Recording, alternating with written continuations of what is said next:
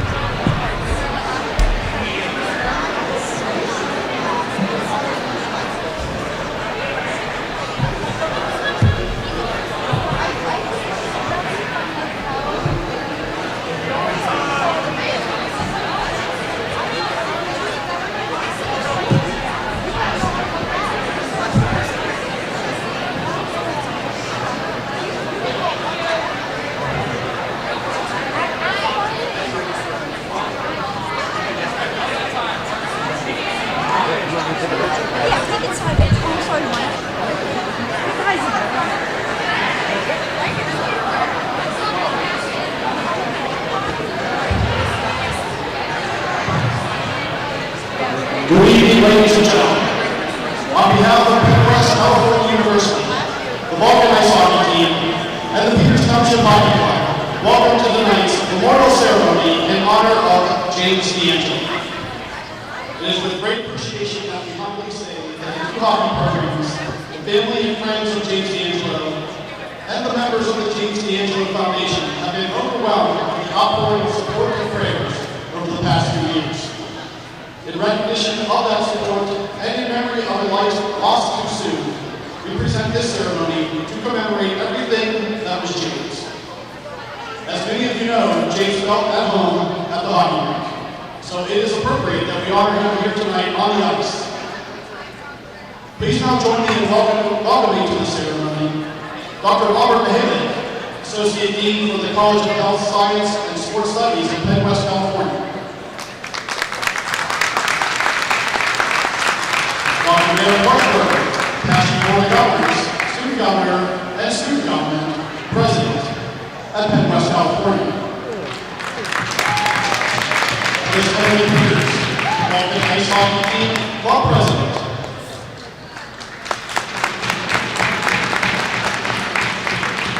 Ms. Rachel Michaels, Associate Director for Wellness and University Advisor to the Vulcan Ice Hockey Team.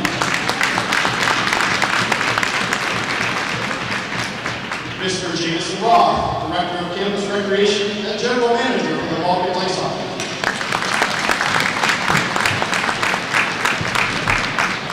Mr. Phil Bork, former Pittsburgh Penguin and current Penguins broadcaster.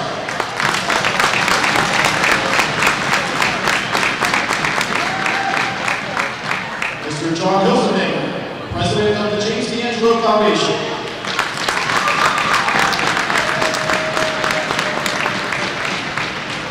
Mr. Josh Hilsenberg, Secretary of the James D'Angelo Foundation.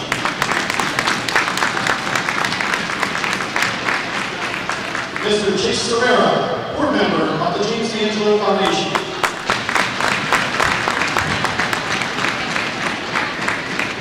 Mr. Jason Greenway, Head Coach of the California Vulcan Ice Hockey Team.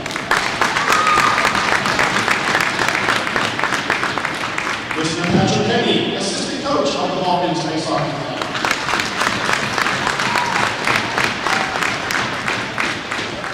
Mr. Efro Yoder, Assistant Coach of the Vulcan's Ice Hockey Team.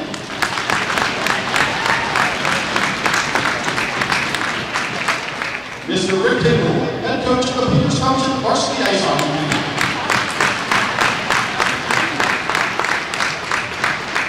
Mr. Glenn Walker, Assistant Coach and Chief Defensive Coach for the Peters Township Varsity Ice Hockey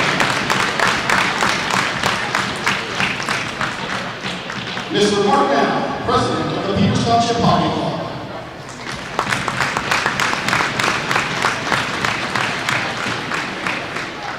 Now please provide a warm welcome to our guest of honor, James' father, Dr. Gene D'Angelo.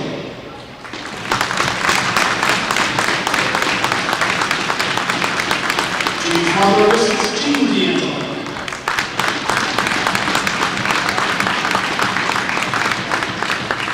And James' sister, Abrielle.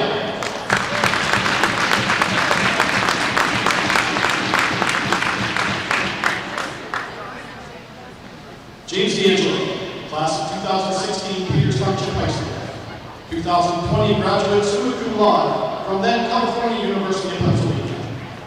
James embodied what it meant to be courageous, determined, and ambitious. He was incredibly loyal to his family and friends, and he was a symbol of strength to all who knew him. Author Alex McLean once wrote, "Those we love don't go away, they walk beside us every day, unseen, unheard, but always near." All those who knew James could be assured and comforted that James is with each of you and every one of you every day. His spirit will live on in the hearts of many, and his legacy will live on forever. The Vulcan Ice Hockey family would now like to present a few commemorative items to the D'Angelo family. The Vulcan's coaching staff is joined by assistant equipment manager and current Peters Township High School student Sean Kennedy in presenting James' 2017 College Hockey East Championship ring to James' sister Ariel.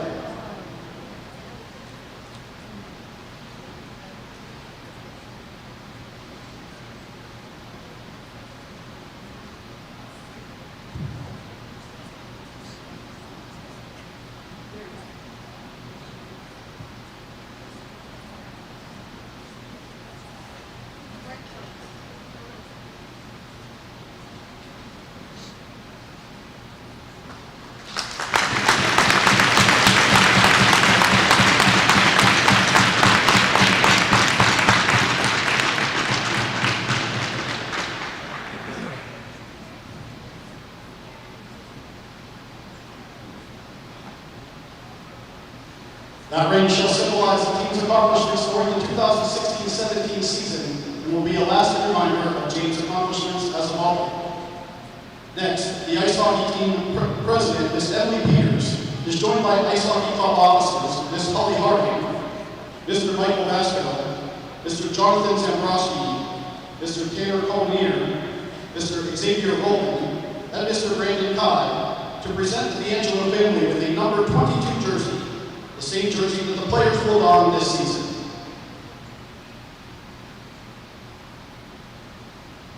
This jersey is meant to provide the family with a constant reminder of James' accomplishments at Penn West, California, and his success as a member of the Vulcan Ice Hockey team.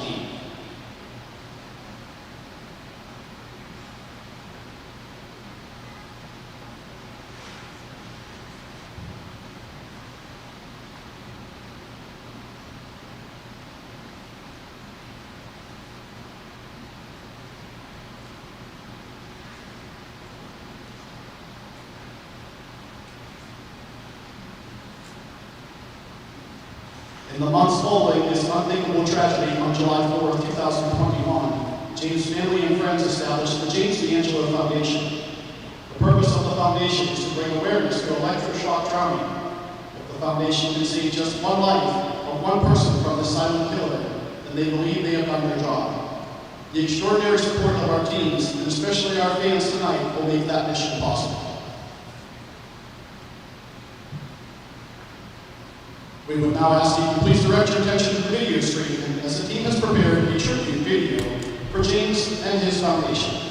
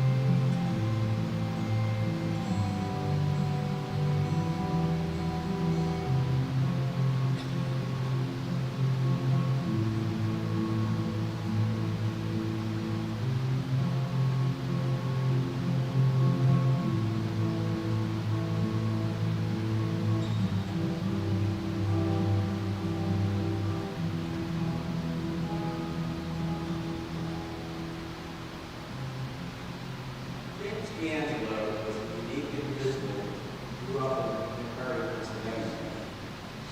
He was an incredible family member to his mother Jean, father Jay, and sister Gabrielle.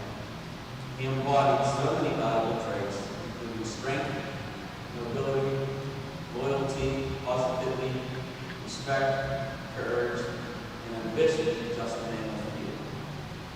Unfortunately, his life was tragically taken away too soon. He died of electric shock drowning, ESD, known as the silent killer, on July 4th, 2021. James was just 23 years old. James was a tremendous athlete. He played football, baseball, and of course hockey. There was no doubt he could have excelled in all of those. However, as he grew older, it was apparent his passion and true love were on the ice. I watched him develop and play for 7 years. He was so naturally smooth on the ice. He made it look so easy.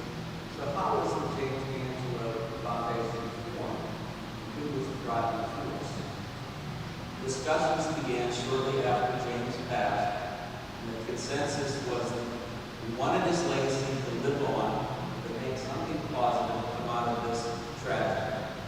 The foundation was formed by James's friends and family acquaintances. There was no lack of volunteers. The purpose of the foundation is quite simple. We want to promote ESD awareness, however, wherever we are able to do so, understanding that our success and the efforts may not be quantifiable because we will not know for sure how many ESD deaths we may have prevented. However, if we can prevent just one ESD death, then we know we will have succeeded. But how can you help? And how can you get involved? You can visit the James D'Angelo Foundation website, which is jamesdangelo.weebly.com. There's contact information listed there. You can also visit Legacy 55 website at legacy55.co. Legacy 55 was formed by my son Josh and 5 of James's friends. Legacy 55 sells athletic apparel online. 10% of the profits are donated back to the James D'Angelo Foundation. I would like to conclude by thanking Jay Gensel, Bill Ward, the old 2-9er, Jameson Roth, Calvin Walkie, Coach Cable and his staff, Peters Township Hockey Board, and all the players and their families for the support of our foundation.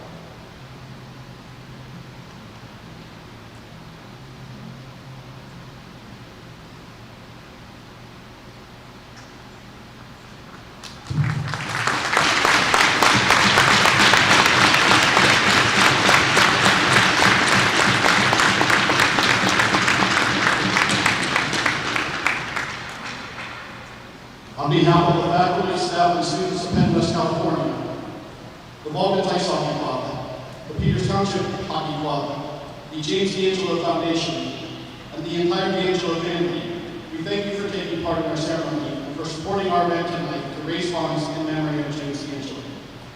May that memory live on forever. Thank you.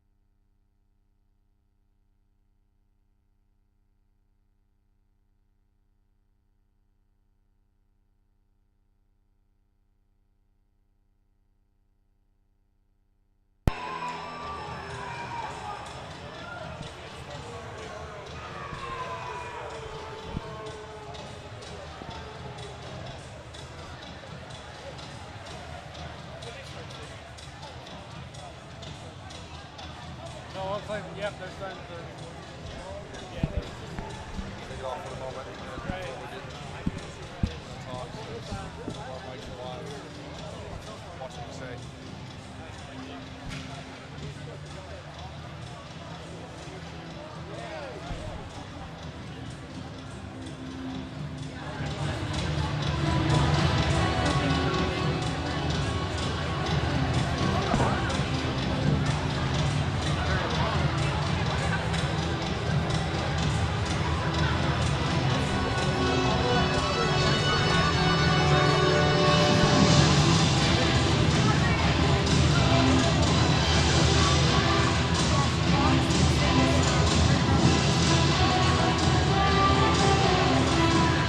Ladies and gentlemen, good evening and welcome to the CFS Event Center.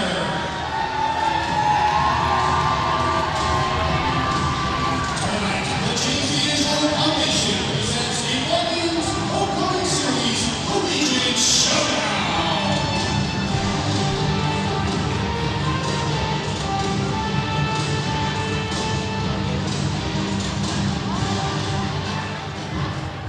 Introducing the away team from Boone Township, Pennsylvania, the Robert Morris Colonials.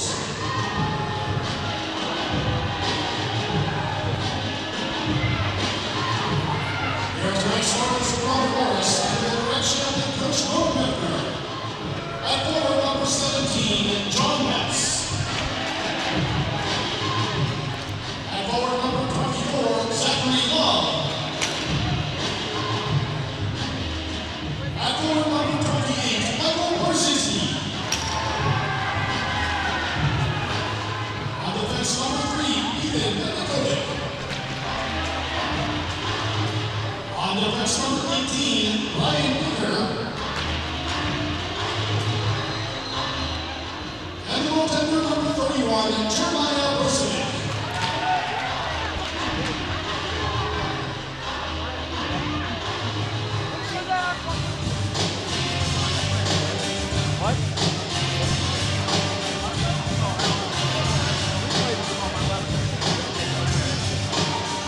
And introducing our home team, wearing red and black, let's hear it for your California Rockets!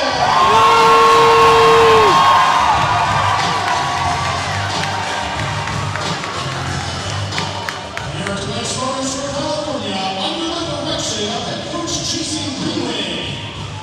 At forward number 8, Chase Evans.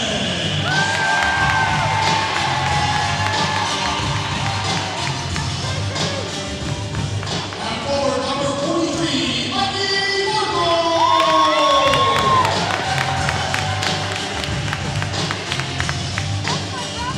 At forward number 75, Matthew Barbuska.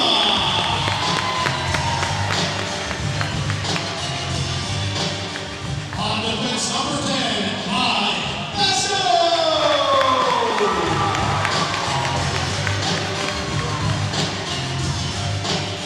On defense number 96, Alex Lewis.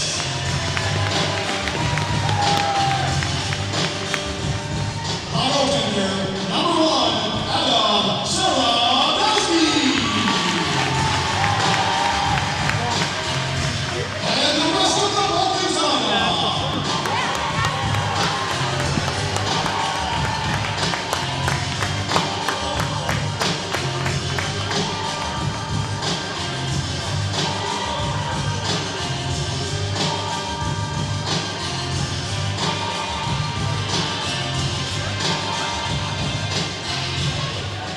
Please now direct your attention to ceremony entrance. Tonight, Sergeant David Lovely and Private First Class Ava Pizzi from the 28th Military Police Unit of the Pennsylvania National Guard present our nation's colors.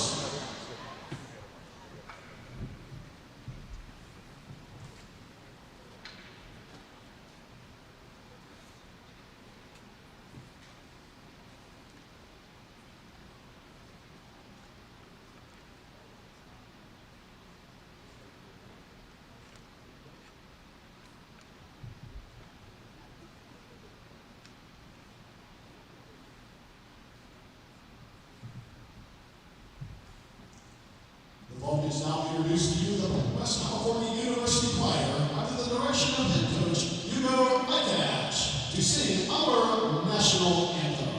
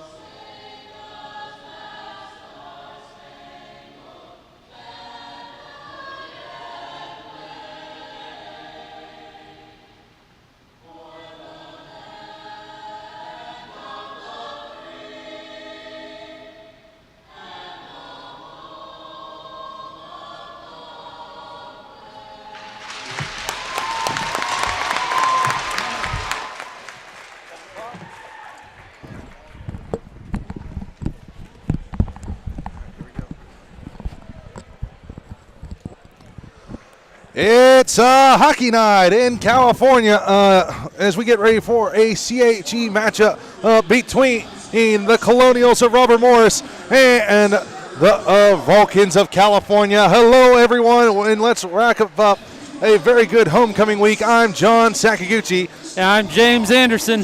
And we're getting ready for another homecoming hockey game. The Vulcans remain perfect after a 2-0 start after knocking off Rowan University earlier this week and a start last weekend as they knocked off IUP on opening night. As you see off to our left, the ceremonial puck drop up with Phil Bork and the mother of James D'Angelo with the team captains, of course. As for your California Vulcans, number 43, Mike Farkle, as he'll be there.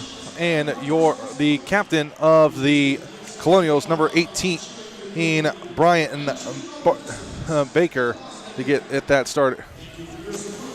Yeah, I mean, these two teams have definitely had some history last season, going 1-1-1. Last time we saw them was indeed at Kent State, where Cal was able to knock them off with a 5-2 win. Yeah, and that was in the playoff tournament, and where California would eventually become the CHE champions, and did get a chance to hold that title belt this evening. And man, let me tell you, that is heavier than any heavyweight title I've ever touched.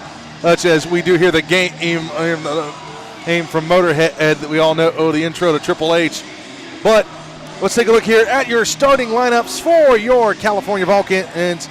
In goal will be number 1, Adam Sirakowski. He up front and on forward will be Chase Evans, Mike Farkle, and number 75,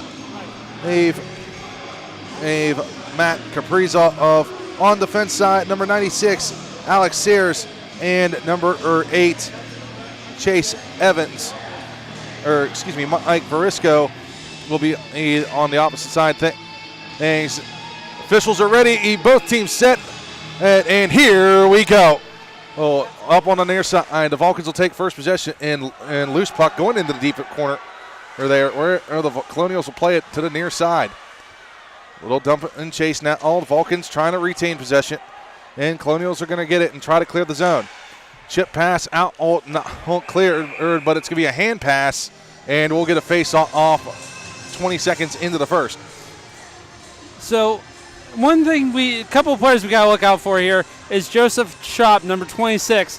In the last 2 meetings, he has gained 3 points total with them, 1 goal and 2 assists. So we'll keep an eye out on him for the Vulcans as the face-off will be to our left here on the far circle. One back by the Vulcans, knocked around behind the net. Or the Colonials will pick it up in neutral zone. Fighting for it now. Oh, California gets it. Little stick handling there. Aaron knocked away for a second. And here comes Robert Morris. Picked up on the near side. Vanesco. A little dirty little dangle there. They're out the center ice, poking it back. And the Vulcans hurry. They got a 2-on-1, but the Colonials are going to clear it, and they're going to have to get back onside. Vulcans will retain that. Oh, try to get something set up in their own zone. Chip past the center. Robert Morris and Vulcans are going to have to hurry up and get back onside. Hey, they will. Little shot hits the post. Houston goes off the net. Out the center ice, the Vulcans will get it.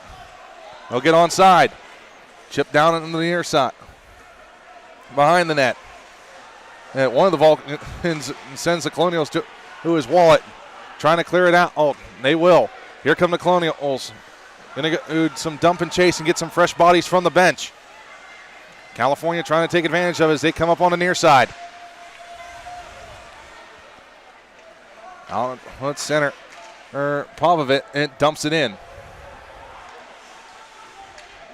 One of the Colonials try to clear it, fanned on it, and not out. California trying to make them pay for the turnover. Behind the net now. Oh, here comes RMU. Centering pass, Pavovit dumps it back in as the Vulcans got back onside. Chip pass is going to be cleared out. Oh, no shots for either side yet. Here comes RMU. Centering pass, no good, and stop. Cleared out away from California. One of the Robert Morris players without a stick, no icing. Looking for that long lead pass, he'll get it. Calling for it. It was Kessler. Behind the net for California. Here come the Vulcans. And centering pass, a little too far out for the lead there of Evans. Near side, Evans is going to rub out one of the Colonials right in front of us. Setting it up behind the net, and two Colonials closing in. California trying to clear, but not out. Vulcans trying to get it back. Offside warning. California is going to pick it up as RMU retreats back to the neutral zone. Evans on the far side. Little chip pass ahead. Now is Capuzza. Capuzza trying to get it around on can't. Gets tied up with one of the Colonials. No penalty call. Olden fans wanting a call. Going in that. For the Colonials will be Iamati. He gets rubbed out. The Vulcans will pick it up behind the net, and they'll play a little pitch and catch. Trying to break out here. Both teams battling for position, and that's going to be an icing call. You got to be careful when you're passing those long shots like that. I mean, even just a centimeter off, and you're going to end up with an icing. And that one and had a weird bounce, too, as it bounced over just about everybody's stick. That's right. You had one of those Vulcan bounces, if you will, a California bounce. And, again, with those, you just got to keep your sticks down and hope for the best. Centering pass block there. One of the Colonials rubbed out and it's going to go back down on the length of the ice for another icing. And you got to believe those bodies out there for California are tired. You gotta watch those line changes. I mean, sadly with an icing call, you can't get the line change in. So as soon as you get the shot, you gotta take it. Those line changes can make or break a game. I've seen it happen. Center, once again, back in that far circle. To the left of the Vulcan net. One there by the California, and here they come. If they hurry, it's 2-on-2. Chip pass center. And it's going to go wide of the net, and Evans going in after it, and in the corner. On the near side now. RMU trying to get it out. Picked away by one of the Vulcans. That was Evans. Down low. It was Noble. As Nabel goes for it. Centering pass shot out wide into the goal. California still looking for their first shot on goal. And they got to get back. 3-on-2. For RMU. Centering pass just out of the reach the era of Love. Big hit near side. Little physical game here to start for California.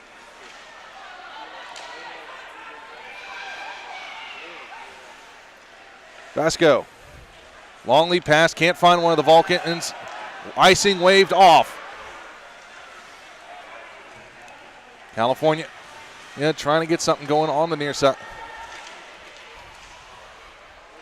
Down in the corner, RMU, who turns it over. Or centering pass behind the net now.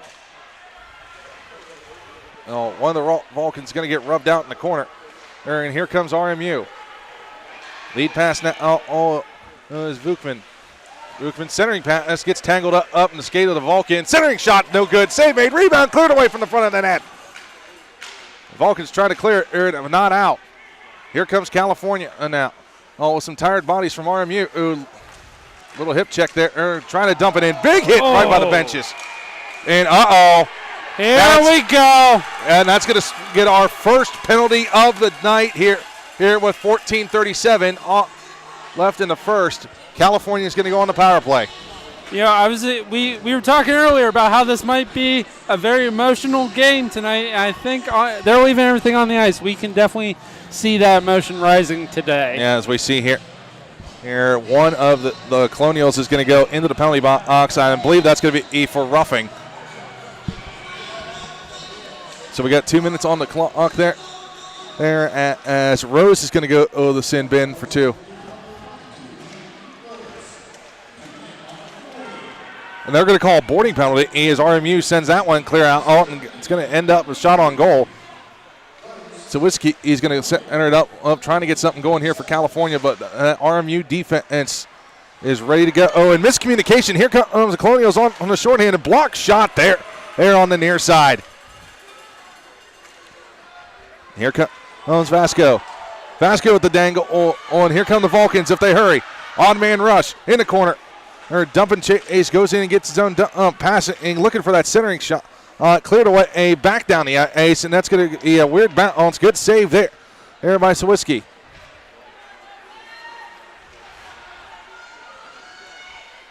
Here comes California. Venuska, and I think that's going to be a penalty. And one of the Vulcans is going to head to the sin bin. That is Chase Evans. I think that's probably going to be about 2 for tripping, I do believe. We'll find out. Here what the official's call is going to be.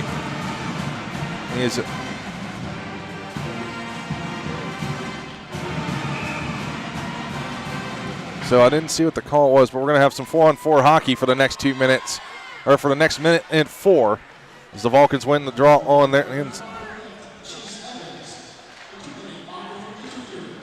So they're going to have an interference call there. This could be interesting here, James, is now they're going to open up the ice with less players out there now. It definitely offers more chance to get those odd man rushes, but it also leaves more chance for big mistakes. Down low, the Vulcans playing a little game of pitch and catch on the near side. Down low, Karras. The centering shot, save made, and finally the Vulcans are going to get on the scoreboard with a shot out on goal. And that's going to get it a face-off here in the offensive end. Speaking of goalies, let's just take a look at some of the statistics between these two guys. We have Adam down there between our pipes. He went .499 to .531 last season, a .940 percentage. Yeah, those are almost pro numbers. Yes, as the Vulcans won the face-off there for a second, and now loose puck going down in the offensive end.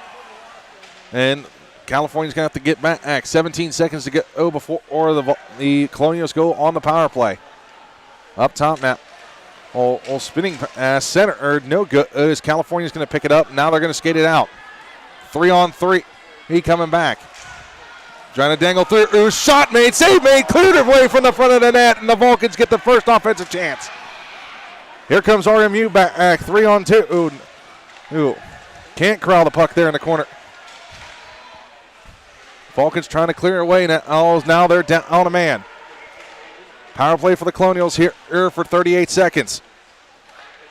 Centering pass up top, save made, and a beauty. And the Vulcans will get the heat out of a hot kitchen. And that's what I'm talking about. That skill of .940 coming into play here.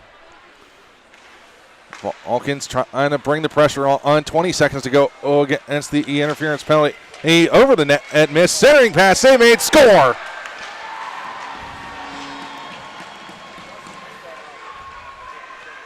And we talked about simple mistakes there.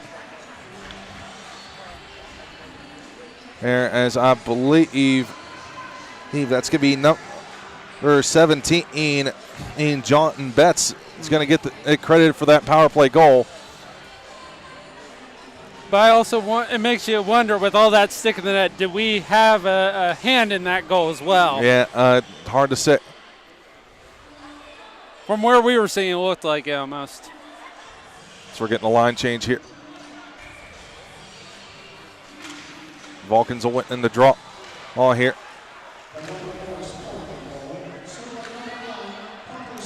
That one dumped it in now. Oh, by the Vulcans behind the net.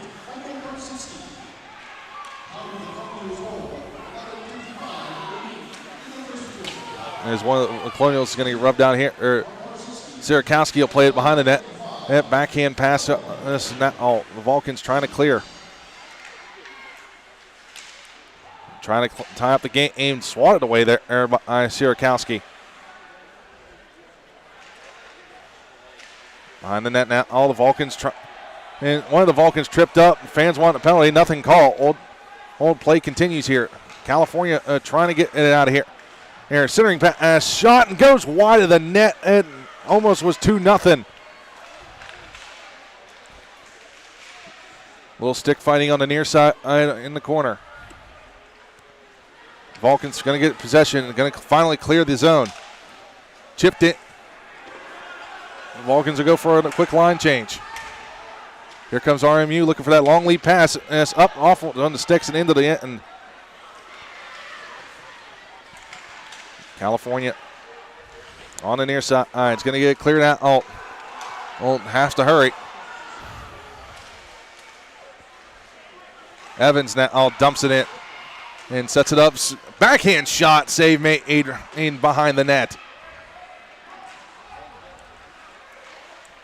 RMU is going to try and get a start right here, but here comes California on the near side. Shot, save made once again there by Brakasev.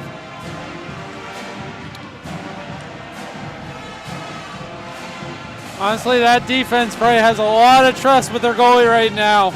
Not letting anything by yet. We got to put pucks on the net. You got to make the goalie make a move there. Right now, shot 6-3 in favor of RMU, so California's got to get something going here.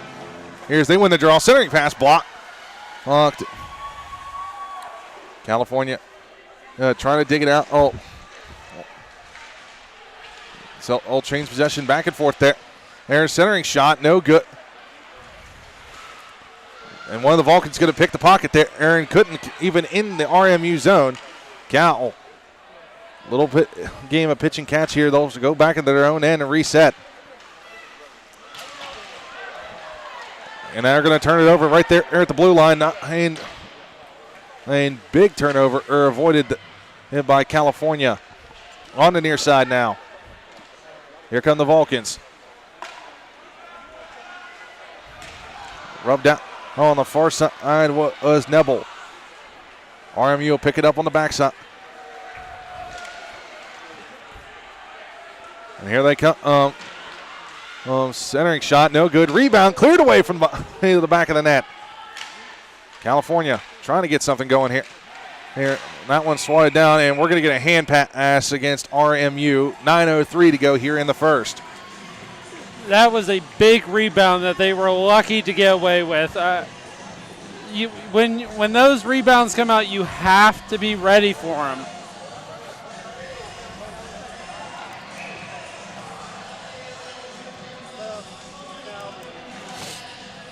And RMU win the draw on into the bench. We'll get another face-off.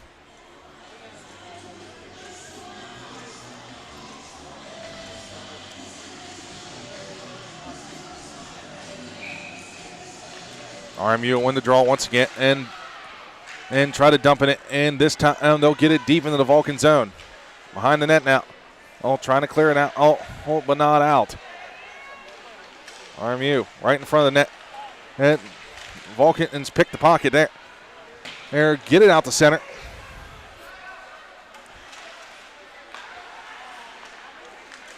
On the far side now. Oh. Here comes RMU. And the Vulcans will pick the pocket once again. And cross ice pass now. Oh, trying to get the breakout going. Lead pass just a little too far and icing against the Vulcans. 8:19 to go here in the first. You know, when it comes to certain games and being able to control them, you got to control that blue to blue line. You know, if you're just running back and forth chasing that puck, you're going to wear yourself out more, and we're still only in the first period. Yeah, it's still two more periods left to go here. And RMU wins the draw. Back to the point now. Now, all shot blocked there. And the Vulcans can hurt. Anything had a 2-on-1, and that's not good as Kaprizov heads the ice, off the ice limping. Now here on the Colonials. Up to the point. Ain't fanned on the shot there. There's center. There's almost knocked out, but kept in play. Behind the net now. Oh, Smith. Tripped up one of the Vulcans. Nothing caught. That one's going to go off one of the Colonial sticks and back out into RMU territory. 7:36 to go here in the first. On the near side. 2-on-2 chance. Save. What a glove save there by Sarakowski.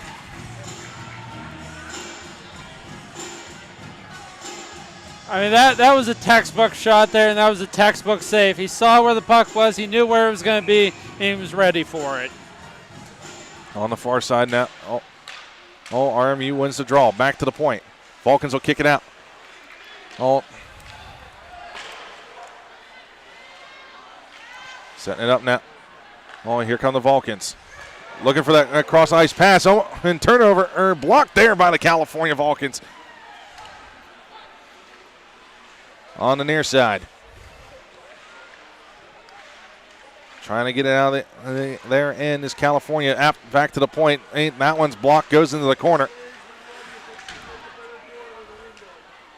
Up top now. Vulcans trying to get something going here.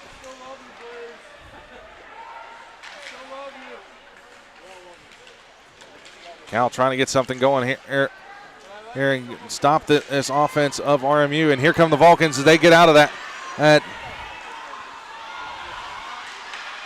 That one off one of the RMU sticks and back into Vulcan territory. Both teams going for a change now.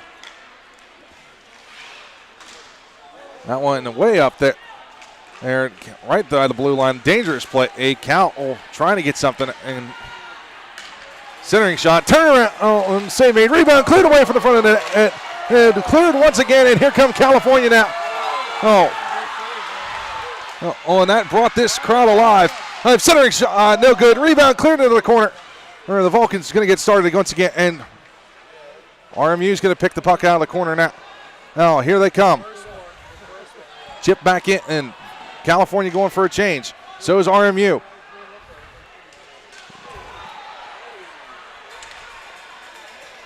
The Vulcans are going to pick the pocket. Couldn't keep it in, and they're going to dump it in and go for a full sail change now. Oh, here come the Colonials. Behind the net, near side. Looking for that centering pass, and the Vulcans are starting to get some life now. That one goes in the corner. Sirakowski settle it down. Vulcans will break it out off the skate. One of the players into RMU territory. Up top. Here come the Colonials now. And that one picked the pocket. And here come the Vulcans. Dump it into the corner now. As they didn't have the manpower to get an offensive rush going. Popovich will set it up. Plays a little pitch and catch. Going to clear the zone off the near dashers. It's going to be clear. No icing waved off. So, the Vulcans are going in after it. California has it up at the point. Siring shot. No good. Rebound cleared away A turning shot, and the Vulcans can't bury that one. And finally, they're going to cover it up. It looks like we got a little bit of a push and shove down there by the net, too. I think this team's finally starting to get some oil, some grease on the wheels, if you want to say, and get moving.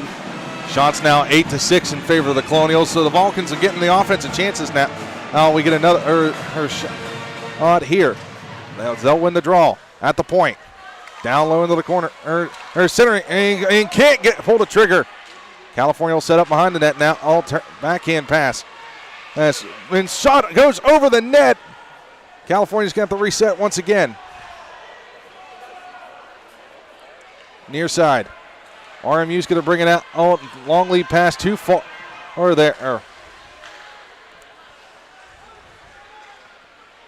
Here come the Vulcans now. Oh, little dangle there. There at center. Ace is from Vanasco. Vanasco, trying to get it and can't. That one's going to stay in. The Vulcans almost picked the pocket once again. They will. Vanasco. Tried to dangle around one too many. And here come the Colonials. Shot goes too far or over the net.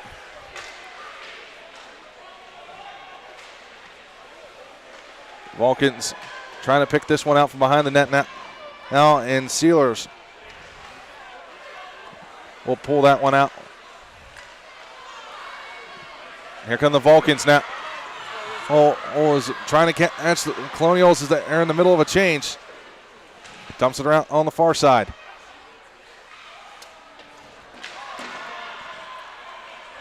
Three minutes left to go here in the first. Here comes RMU. They'll dump it in deep. That one's going to go out of play and back into the neutral zone for the next face-off. One thing we're starting to see here is that blue line win. We're starting to see, the Cal start to control the blue lines a little bit better, and hopefully we can see something soon. If not, definitely we should see a huge change in momentum next period. 2:55 to go here in the first period. RMU up 1-0. Hey, the Colonials win that draw. California is going to falter any offensive plans they had there. Here come the Vulcans, just couldn't corral the puck. And I think we're going to get a penalty. Yep, slashing call coming up against the Colonials. See who's going to the sin bin. It's going to be number 28, Michael Perazensky. And if I mispronounce his name, I do apologize ahead of time.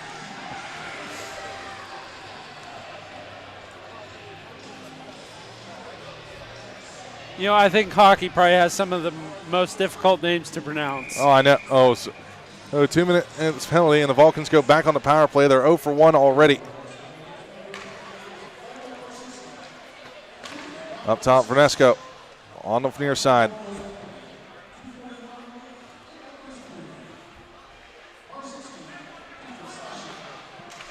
Vulcans ends rotating here. Here, back to the point now. On the near side. In the corner. Back to the point. Centering shot. Blocked there. There, the Vulcans reset at back once again. And Vernesco. Centering shot. Save made there. The Vulcans hesitated 1 second there. It was enough for their goaltender, Brozovic, to make the save. On that team, we were talking about Vasca. He is definitely a guy we got to watch out for this entire game. He can be being the lead defenseman last season, he's definitely got some arsenal. Vasca takes the pass. Centering shot blocked and out of play. And the Vulcans will reset once again. We'll get a couple of substitutions here for the Colonials.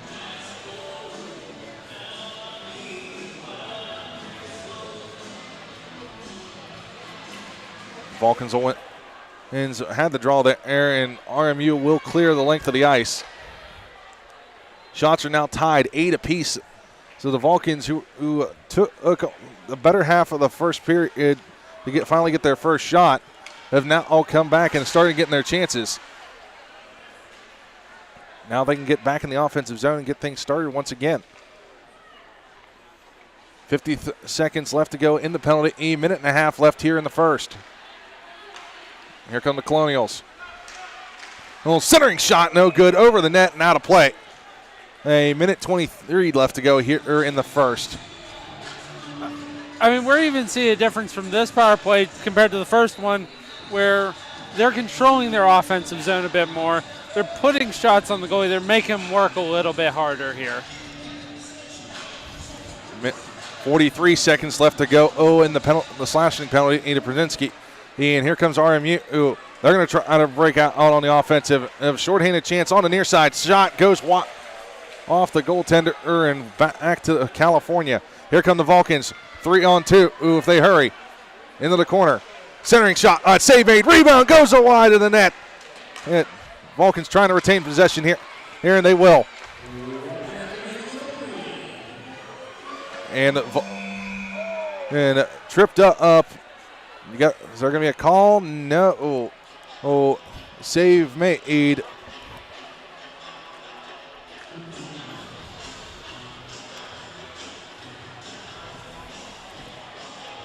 Shots now in favor of the Vulcans, 10-9.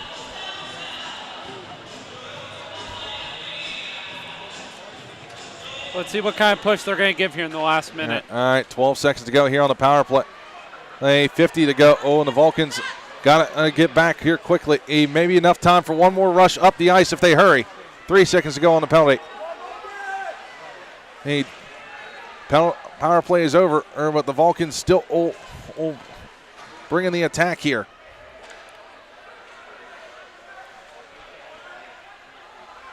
RMU setting up behind the net, trying to get some fresh bodies out there. That one's going to go the length of the ice. That's going to be icing with 18.8 to go here in the first period.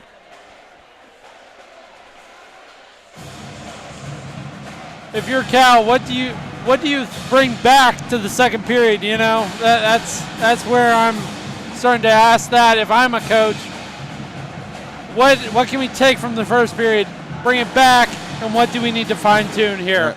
Versco's shot goes over the net. California trying to survive here. That one's going to go wide of the net. 5 seconds left to go. Oh, behind the net for RMU. Centering shot. Save made as time expires. We're going to head off to intermission now. We're going to send to our friend John Sape back in the studio. As he has an interview for the upcoming performance of All in Good Timing. And we'll be back here on CTV, COT Sports 1.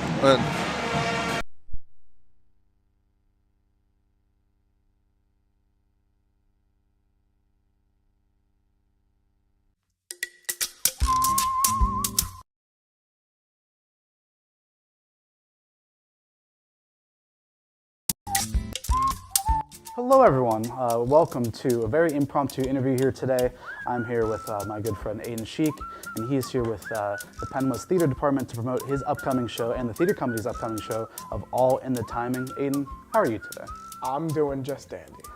Do you want to talk a little bit maybe about yourself, who you are, and maybe a little bit about All in the Timing as well? So All in the Timing is a fun little show because it's produced by David Ives, and it's 6 different separate non-connected short stories. So it's just 6 shows within itself.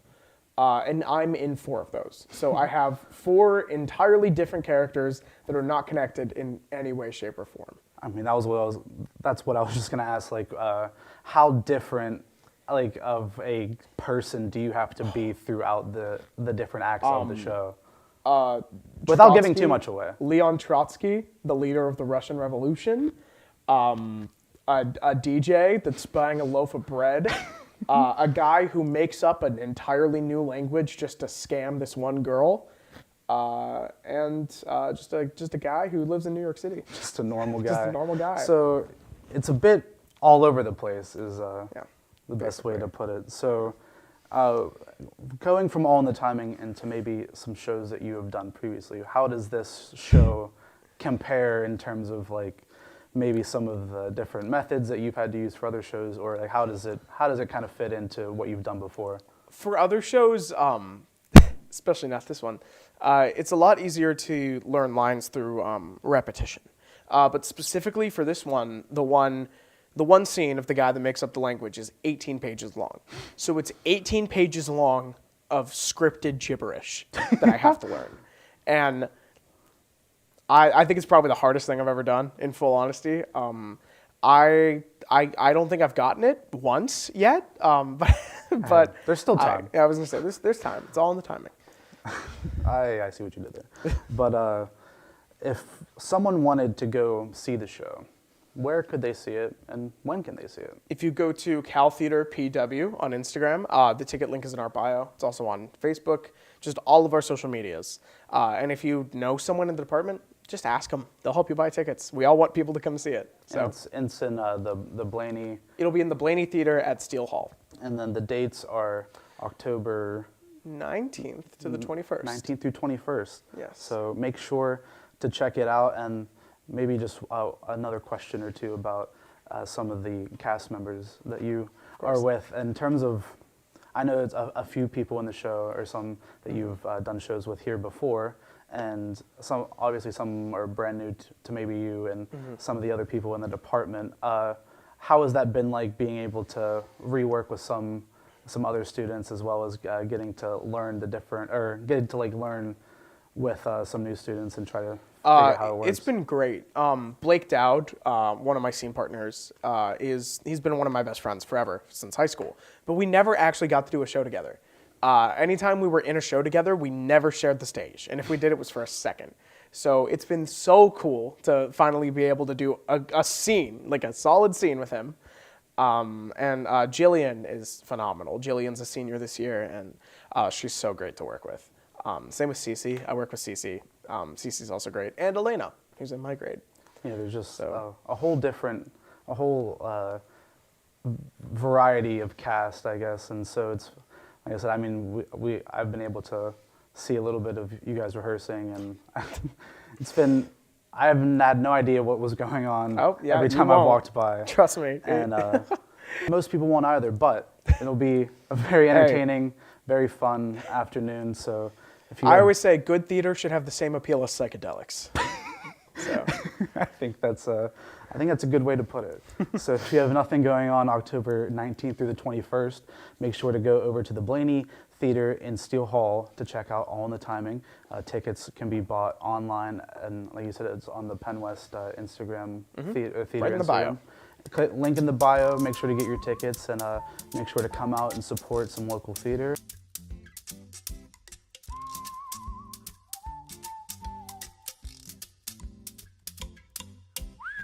For anyone that has no idea what All in the Timing is, how would you describe it? It's definitely one of the most, not confusing, but different shows that I've ever been in. It's a collection of 6 different short plays, and they don't really coincide with each other, but they're all based around the concept of like time, obviously, based on the title. But I know. But like, for example, like there's one where like the theory of 3 monkeys in a room will write Hamlet. I'm in that one, and then there's one that's like super futuristic, and it's really just like a repetition of a bunch of different words. And then there's one, oh gosh, there's just so many, and not so, I can't explain it. I know we talked to Aiden a little bit about this the other day. When you, he said that he has like 3 or 4 different characters in multiple scenes. And so I assume you also have a couple of different roles throughout the scenes as well. Yeah, so originally this cast was supposed to be 9, and it's 6, so we are very much doubled up, tripled up, quadrupled up in roles. I have 3, I know Aiden has 4. And yeah, so we tried to space them out for the actors to have time to change, because we do have some pretty funky costumes too, so I'm excited to see that. And I remember I asked him, and I'll ask you the same thing, in terms of the differences in between each of your characters. I know he said that he's going from playing like Trotsky to some guy who's making up his own language, so it's kind of all over the place. And it is incredibly different. I go from playing a monkey to wearing a bunch of silver costume pieces and in a very futuristic type of show to having a Russian accent at the very end. Yeah. So it's all the shows are very diverse, like really don't correlate to each other. I walked by the other day when you guys were rehearsing, and I just saw Which one? you were in a tire swing, just Oh yeah, that's swinging the monkeys around. one. And so I just saw it. I was like, I don't know what's going on, but now I don't either. and now I understand it, I guess, a little bit more. But Yeah. with this type of show, compared to maybe some shows you've done previously, what are some maybe similarities to some other shows that you've done, and maybe some differences as well in terms of like maybe how you've prepared for it, or like how you've had to interact with not only like the directors, co-directors, but also the other actors as well? Sure. Yeah, I've been in like a couple of like one-act shows before where there's different little shows in the big show. So that's kind of similar, but this one is a lot. I've never been in one with this many different shows. I've worked with JP a lot though, and his directing style I always think is really fun. Like he directed Trojan Women and pretty much every show I've been in here actually. So it's always fun to work with him. He always has some interesting ideas for how to make the show a lot different. So you'll see a lot of that. I think it's fun working with a small cast. We did God of Carnage, which was a cast of 4, and I really enjoyed that. So like a small cast is really fun. We get to know each other a lot better and work closer. I think it's better to, like you said, just to kind of build that cohesion and chemistry with a smaller cast. Is that something that you prefer compared to like maybe like a bigger show? I've been in bigger shows before with bigger casts, and that's always fun because there's so much energy with everybody. But this one, we just have so many like small inside jokes that are absolutely ridiculous, but I enjoy a lot. It just brings the different dynamic, the Yeah. different vibe. And I know, like you mentioned, you did Trojan Women last year. I know like you've done some previous shows here with a couple of the fellow castmates. And how has it been? How has it been being able to, I guess, work with them again and seeing how not only you have grown as you've done the shows, but also how they have grown as well? Yeah, it's definitely very interesting, especially like being a senior now, to see all my peers, like their growth and stuff.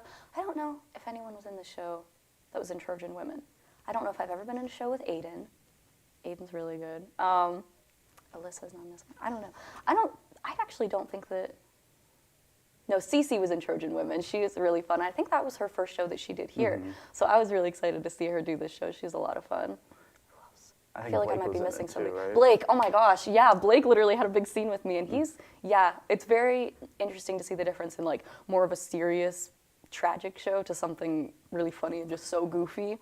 It's a big jump, but it's a lot of fun. And I think going from a show like that to that now a show like this, where it's a bunch of different culminations of different pieces into one thing, going from a Greek tragedy show where it's just super big and dramatic and over the top to something like this. How difficult is it to kind of make that change and adjustment to like how you like acting to make your style-wise? Approach towards your characters, Like things acting like that? style wise, kind of?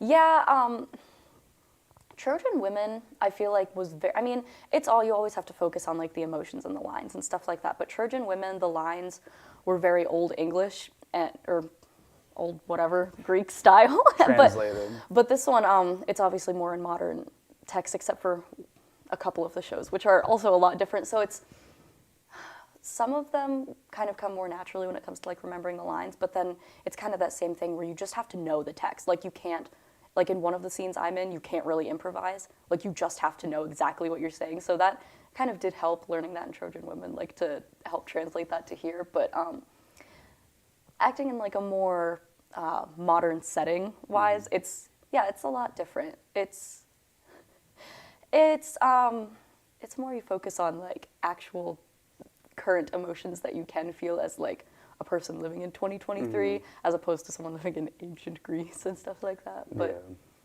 no, I think it makes a lot of sense because I remember watching the show last year and like going through and talking to like a few of the people, and just remember like, man, I really have no idea. Like it was harder, I guess, to understand just because of how it was written, when it was written, things like that. And so I guess this one, at least not only will it be maybe a bit more easier to understand, but also like relatable. A little bit more relatable to you as compared to like someone from ancient Greece. But if for sure. someone wanted to come watch the show, where could they see it and when could they see it?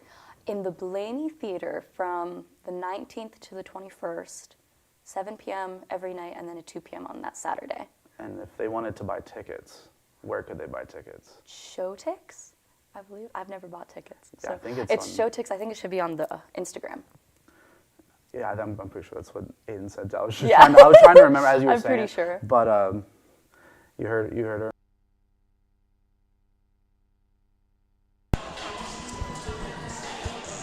And welcome back here to the CFS Event Center. Vulcans trail after 1-0. Shots on goal for the first period. In California 10 into RMU's 9. The Vulcans also 0 for 2 on the power play. The Colonials 1 for 1. And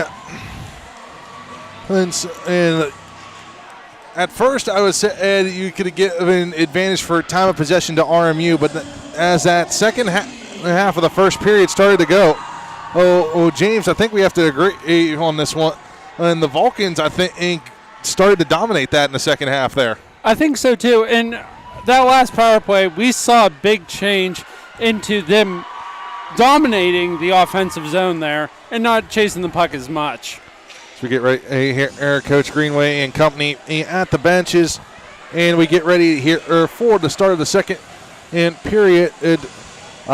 One thing will be it's the longer change now, and if you're the Vulcans, this could be a benefit for you if you get the power play here again. And as it seems to be, RMU likes to get themselves caught that their hand in the cookie jar a couple times here. Definitely, RMU definitely has the, you can't say advantage because it's not. They've had the disadvantage of having more power plays, or penalties, I should say, compared to Cal. So, a fresh 20 on the clock. Fresh sheet of ice here. Officials are ready. The California will be going from right to left on your TV screen, or if you're tuned in on WCAL. I don't know if we're on WCAL or not. I can't remember. And if you are, or just so you know, they're going to go right to left on your radio dial. You know what? That is something we will clear up next intermission. Yeah, How about that? We'll figure that out here after the second. So, here we go.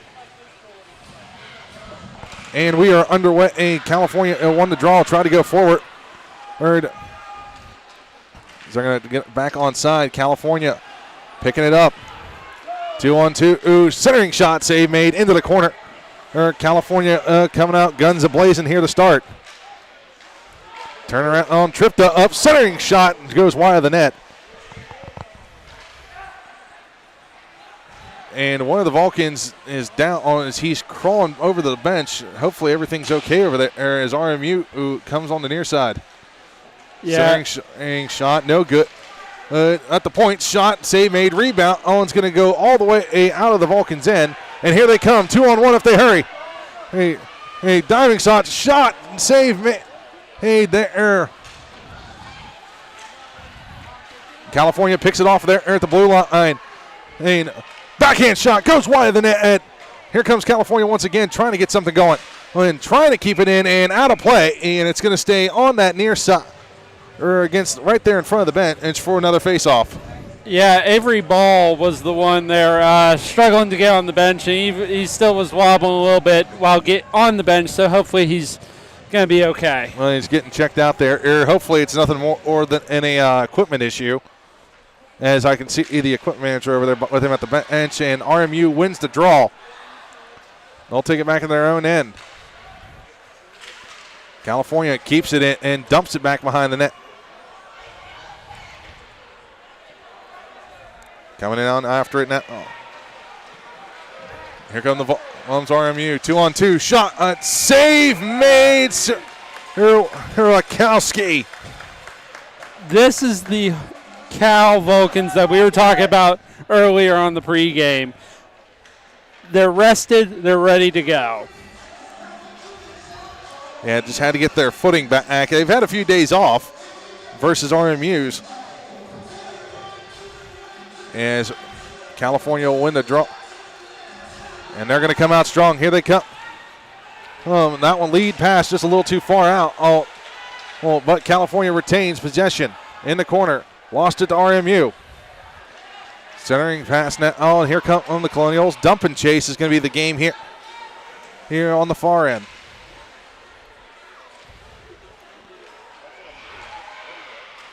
They'll set it up on the near side for the Vulcans around the horn.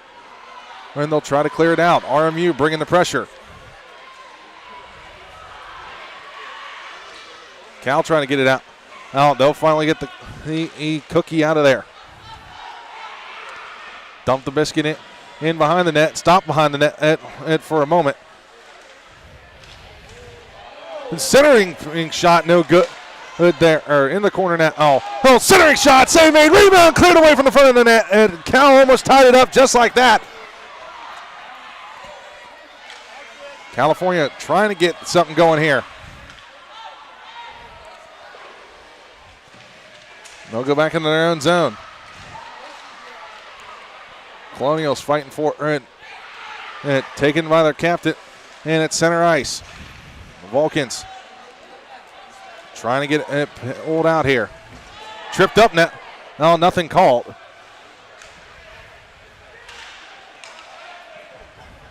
That one going to go off one of the Vulcan sticks, and going in after it for the Colonials will be Kelser, and he gets wiped out on wraparound try. No good. Save made by Sierakowski. I will say I do enjoy that the refs are actually letting the players play the game and not letting, little things like getting tripped up when you're trying to make a play on the puck affect the game too much. 16:53 left to go here in the second. RMU wins the draw on the far side. Up at the point, Baker dumps it down. Shot, save made off the side of the net. Baker. Turning shot, swatted away by Sierakowski. Baker picks it up there at the point. But here comes California trying to clear, but not out. Second try, third try, no good. They'll get the lead pass onto the near side. Here comes Kapuza. Kapuza's shot goes off the side of the net. That one's going to go all the way down on the length of the ice, and that'll be an icing call against the Colonials.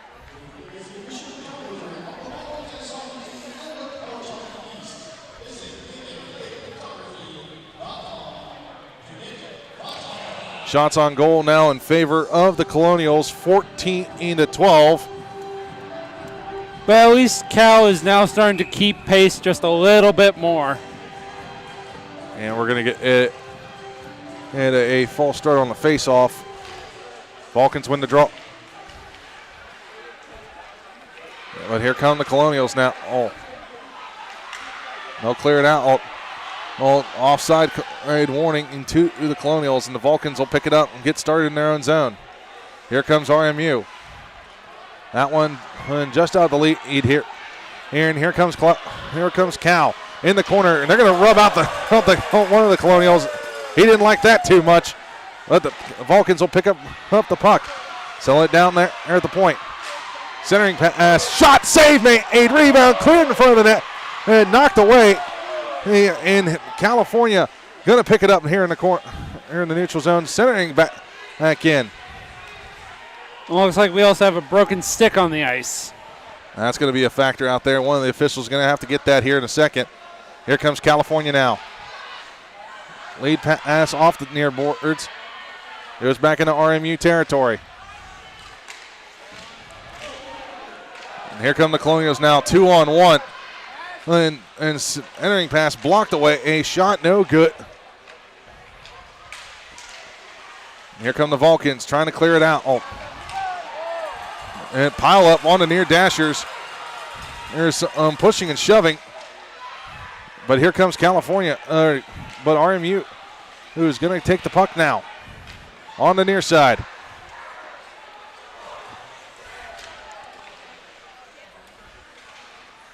California walking the blue line. He'll turn it over.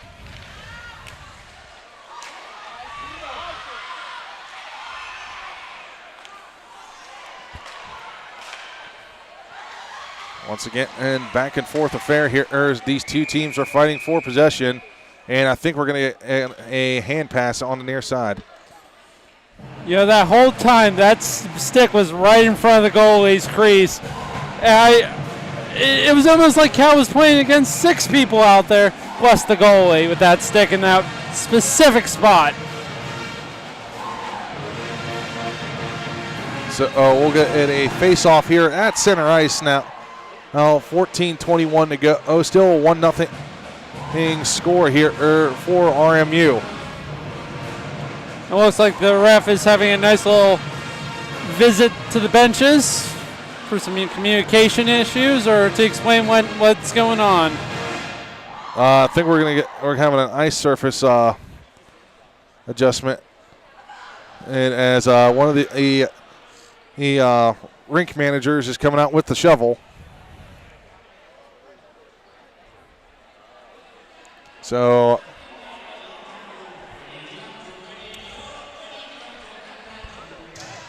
there's fixing some ice over by the Vulcan bench.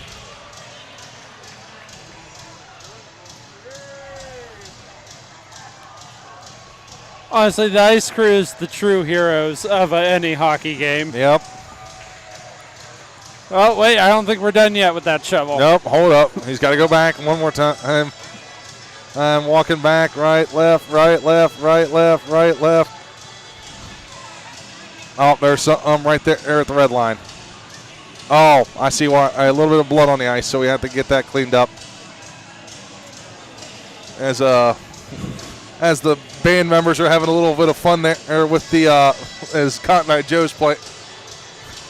Hey, doesn't matter what sport your event is. Cotton Eye Joe gets up, everybody starts dancing. Unless you're in the ice garden where everybody's probably frozen to their seats. Well, I don't know. Oh, the Vulcan faithful look like they're pretty excited over there.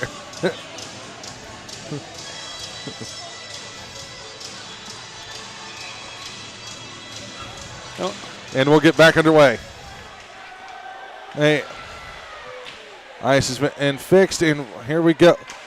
Oh, and you got to wonder if that little timeout there helped the Vulcans out. Well, it didn't just help out the Vulcans. It also helped out RMU, which is not what we wanted to see. Well, at the same time, RMU is starting to pick up some momentum as here comes the Vulcans in on the backhand shot. No good behind the net now. Centering pass net. Turned over by and the Colonials will pick it up now. Vulcans managed to keep that one in the blue and red zone. But here comes RMU, who's 3-on-2. Centering pass, no good, and just wide of the net. And save made with the glove is Erakowski. He'll hang on for a face-off.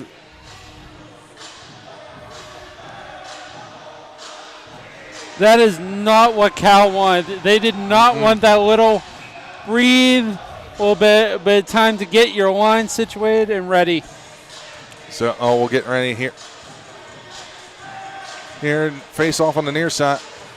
And Vulcans win that one. Clear the zone. Going back now for RMU, who will be Paraziski. Out the center now. The Vulcans will dump it back in, have to get back on side. And as Brozovic had to settle it down behind the net. That one off one of the sticks. It's for Cal. And another lucky fan is getting a souvenir. As Brandon and Kaib was trying to knock that one back into the zone, sent it flying into the Vulcan bench. I will say, speaking of just the arena itself, this is one of the first arenas I've seen where the netting goes all the way around. Probably for safety reasons, is we are rather close to the rink. Oh yeah, there's not a bad seat in this arena. Backhand pass from Cott. Hey, but one of the RMU players in the official got tangled up on the far side. Hey, how you doing? Yeah, pretty much. The Vulcans trying to pick the pocket of RMU once again.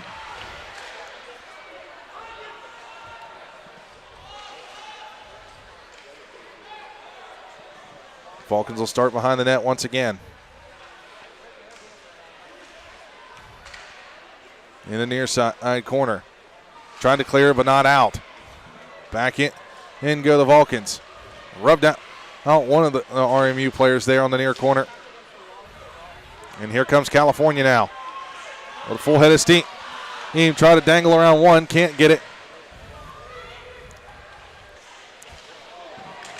starting to get a little physical out there. Long lead pass too far, and that one's going to be an icing call against the Colonials. Looks like it bounced right over his stick, too.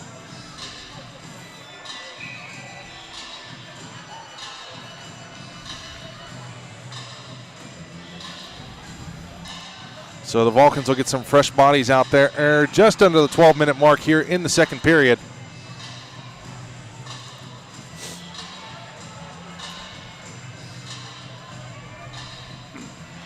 And the Vulcans will win in the draw, all teed off from the point, just wide of the net. Vulcans starting to get some physicality picking up here. That one goes in the corner. Cal trying to get something started here offensively. Here come the Colonials now. Oh, right center right. He's that. That was Lacarda with the dump in.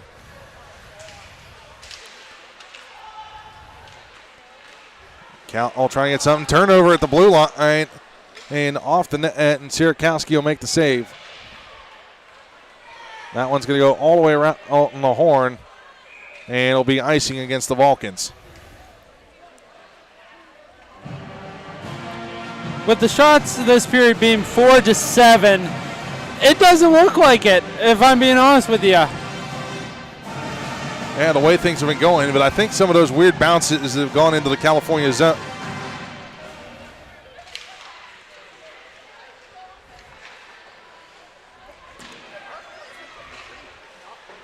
Behind the net now. Now for the Vulcans and Vasca. Oh, he's going to clear it out. And that one's going to spin and all the way down, almost eating the goaltender in there, Brozovic. Here come the Colonials. The Vulcans will get it cleared out. Oh. Here come the Colonials once again, and they'll dump it in. Behind the net at Sierlas. Getting it started. Looking for the lead pass. Turn it over to the Colonials once again. They'll dump it in around the horn. Vasco. Little dangle. Oh, gets it cleared away. And here comes California now. Chips to the cross. And here come the Colonials. 2-on-1 if they hurry. A centering shot, no good. Hold on to 1 second too long. Colonial setting up in Vulcan territory once again.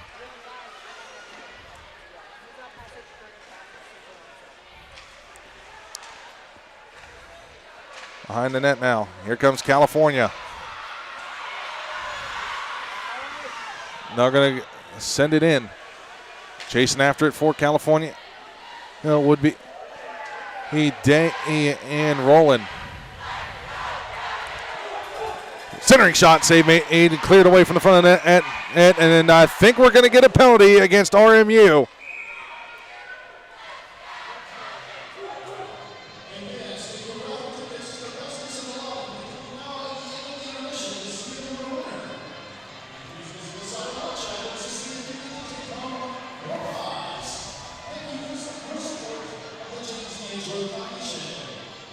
I thought that we were going to a penalty. No, it looks like the net came off the moorings. From where we're sitting, it is kind of hard to tell if that net even moves sometimes, if I'm being honest. Colonials win the face-off.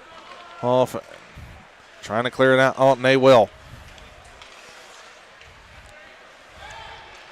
Vulcans pick it up in their own net, and they're going to start the breakout.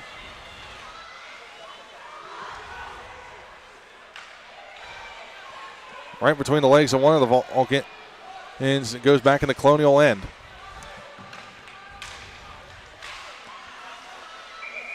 And out of play into the Vulcan and bench. We'll get a face-off here at center ice.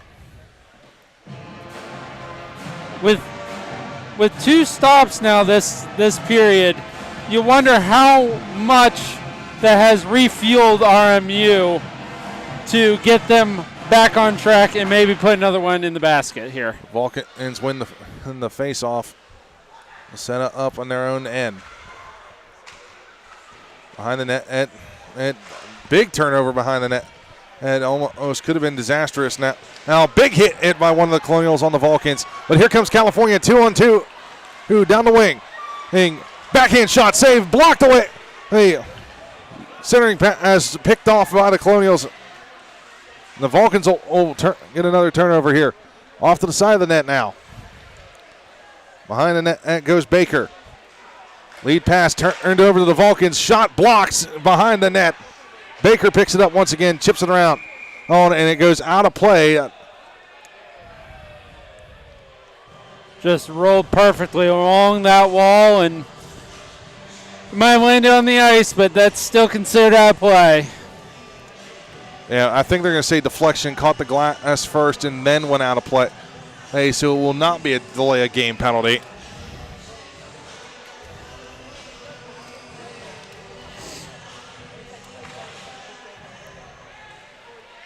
They're fighting for it, and the Vulcans try to come up with it.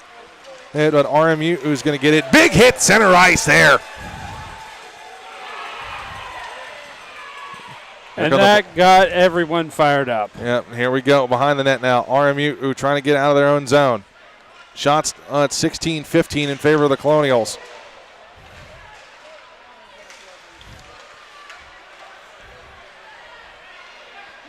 Shot blocked there for the Vulcan. And here come the Colonials on the far side now. Shot saved by Sierakowski. Vulcans will get it out. They're going to try and catch the Colonials offside. 3-on-2 if they hurry. Center shot goes wide of the net. The Vulcans trying to get something going. That was probably their best chance of the night.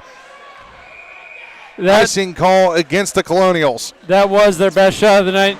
I just don't think he was ready for that rebound to go his way. I don't think they were either.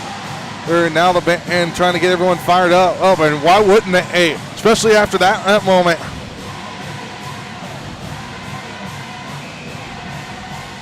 I mean, I'm fired up just watching this right now.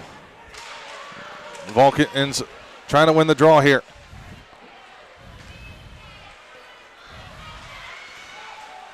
Huck behind the net now. California bringing the pressure here. Here, they'll get it out to center ice, but not far enough for RMU to get enough of a line change. They'll get one body on. And here they're going to get trying to catch him with as Vernesca with a dangle behind the net. He'll pick up his own dump. Vernesca on the far side, calling for help. Looking for a call, and the ref's not going to give him one. And rubs him out. But we're going to get a penalty coming up. And there's the whistle, and we're going to get a penalty.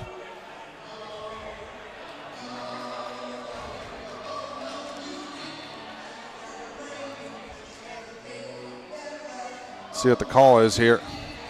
The call is holding, but on who? Well, the way that everyone's skating, it looks like it's going to be against RMU. Looks like RMU. And that is going to be the case. Number 23, Adam Unscrioli. He's going to get caught with his hand in the cookie jar. So you had to wonder, because all the Vulcans were throwing their hands up saying, and holding, and even the fans saw it. I honestly thought it was going to be a bit of a boring call there, the way the Vulcans hit RMU against the board there. I thought that was going to be something. But now the Vulcans back on the power play, 0 for 2 so far, or maybe third time's the charm. Center shot from the point, no good, and the Vulcans are going to have to reset. That as RMU will clear. Going back is Renesco. Chips it around out on Hunlacudio. Nebraska, it's going to have to go over and get it. It plays it. It dekes around one defender, or gets around two before it gets knocked down on. But here comes California still. Centering shot, no good. Cleared away, and the Vulcans were trying to play the rebound, couldn't get to it in time. And is it just me, or does Renesco look like he's a little hurt? I think he might be. I mean, it could just be a little, something. And sorry to cut you off there, James. The Vulcans trying to get something going here. Here dangles around, and RMU picks off the pass once again, clears it down to the other end. Less than a minute to go here on the penalty. Vulcans trying to get something going here. Here, long lead pass too far, icing against California. No, actually, look at him. He might not be hurt. He might just be tired. He definitely looks tired. I mean, being the leading defenseman last season, you're going to be tired if they keep leaning on you this season. Vasca from McKeesport Earned High School. Some tired bodies out there for the Vulcans as they'll win the draw. Vrasco. Long lead pass. Going to try to spring one of the Vulcans. Shot save. It goes behind the net. And that was Evans with the shot. The centering pass once again goes wide of the net. Once again, and rebound cleared away. And it goes down the length of the ice. Sierakowski will set it up and get the things going for California. Picking it up. 20 seconds to go on the penalty. RMU trying to get some fresh bodies, but they're in the middle of the change. Here come the Vulcans down low. Once again, and it's going to be Calamare. He's trying to get it going behind the net now. All cleared out. The Vulcan coming on and made the stop there. And that was Searless. Long lead dump of RMU trying to clear once again. Cleared but not out. Centering shot. Save made once again by Brosnovic. That was a great stop right there coming off the bench. The only problem was there were still guys on the other side of the blue line. And so 4:19, the penalty has expired. Here the Vulcans now 0 for 3 on the power play. That one goes behind the net. RMU looking to set up. Taking it, it will be E. Smith. His pass picked off. Vulcan centering shot, save made, rebound, and Brosnovic is going to have to hurry up and cover that one. You got to think the Vulcans are getting closer and closer. They're going to get it one here soon. It's just a matter of when that light bulb will go off to light the lantern. It's just a matter of time at this point, I think, Johnny. Vulcans and send that one into the corner. They're going forward. But RMU is going to pick off the pass there and get it out of the zone. Lead pass just a little too strong. Searless will clear it out. Goes back into RMU territory. Icing waved off. Near side, Smith. Excuse me, that's Jones with the pass. And I think we're going to get a hand pass. That one went out of play. Yeah, I'm not 100% sure on that one. All I know is the linesman had to move out of the way for that play and double back to his position. So back into RMU territory for the face-off. Taking the draw for the Vulcans will be number 40, Farkle. Wins the draw. Save made. Rebound uncleared into the corner.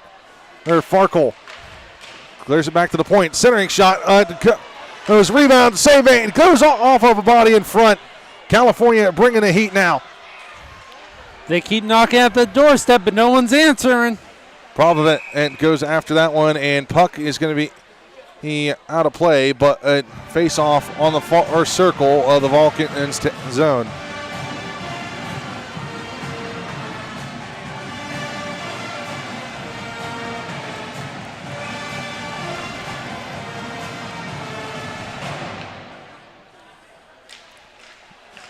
Vulcans won the draw there.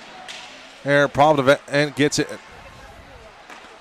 Trying to clear it out. No, get it out. Oh, no icing once this time. Lead pass goes around on the horn, and Vulcans pick it off there. Provdovec and dumps it back in. Here comes California.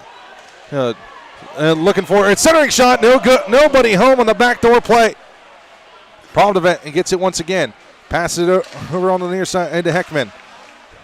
One of the Vulcans tripped up, nothing called. Oh, no icing this time. On the near side. Here comes RMU. Oh, problem and going to clear it back towards Colonial territory. as he's going to have some pressure. California throwing everything but the kitchen sink at RMU right now. Well, that's because they're still unbolting the kitchen sink. Here comes California, 2-on-2. Drop pass back on the near side of Day. Day sends it around. Oh, he'll pick it up is Roland. Roland back to the point now. Oh, the problem of it, and that was a big guy trying to get knocked off the puck there. Near side now. A shot cleared. Vulcans retain for just a brief second. Goes back into their own zone. Going back for it now is Heckman. Heckman will rub out one of the RMU players. Here comes California now. Oh, bringing up on the near side is Lacudo. Lacudo's shot save made. Rebound on and covered up. Will be Brosnovic once again. 26-18 in favor of the Vulcans for shots on goal. Hate to say it, but no matter how many pucks you hit out the crest, it's not going to go in, boys.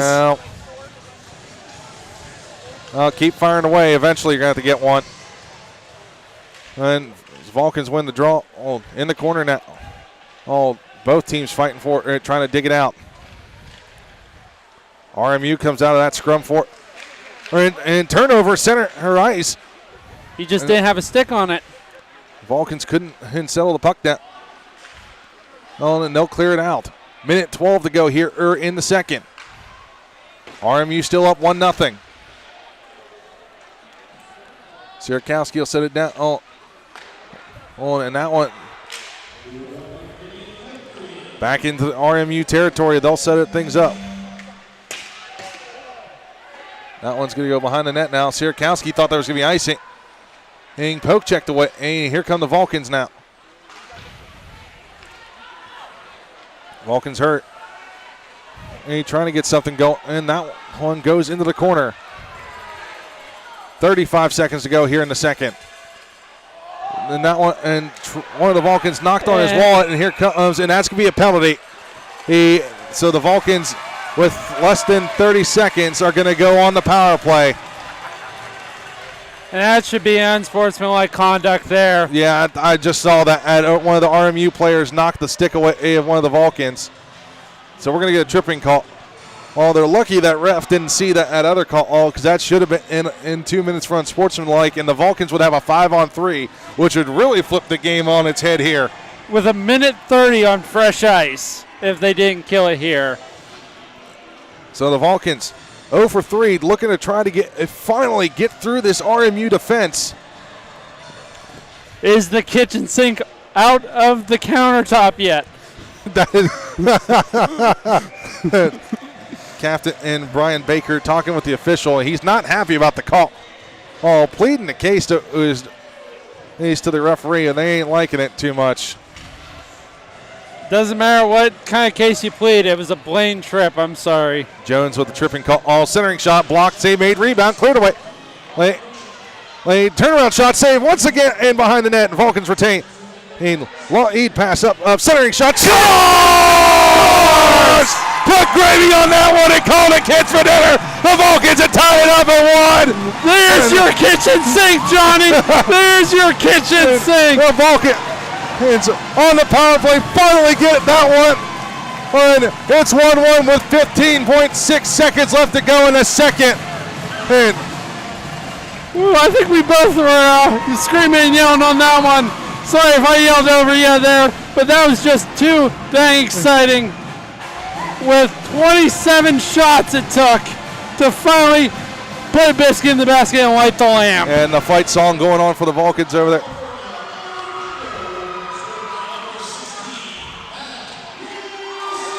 Here come the Vulcans once again, and 3-on-1. Shot goes wide, save made, rebound, another shot, turnaround. And the Vulcans are now bringing the heat, and that time will expire, but the game is tied as we head into the locker room at 1-1. And after a Jacob in goal or on the power play, so the Vulcans tied this one up at 1-1. We'll be back right here on CT Sports 1 and 91.9 FM, WCAL. Oh, the Vulcan Sports Radio Network.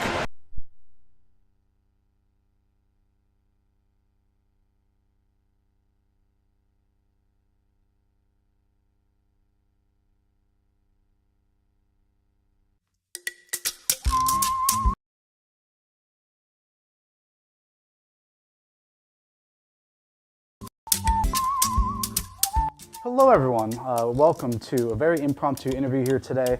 I'm here with my good friend Aiden Sheik, and he's here with the Penn West Theater Department to promote his upcoming show and the theater company's upcoming show of All in the Timing. Aiden, how are you today? I'm doing just dandy. Do you want to talk a little bit maybe about yourself, who you are, and maybe a little bit about All in the Timing as well? So All in the Timing is a fun little show because it's produced by David Ives, and it's 6 different, separate, non-connected short stories. So it's just 6 shows within itself. And I'm in 4 of those. So I have 4 entirely different characters that are not connected in any way, shape, or form. I mean, that's what I was just gonna ask. Like, how different, like, of a person do you have to be throughout the different acts of the show? Without giving too much away. Leon Trotsky, the leader of the Russian Revolution. A DJ that's buying a loaf of bread. A guy who makes up an entirely new language just to scam this one girl.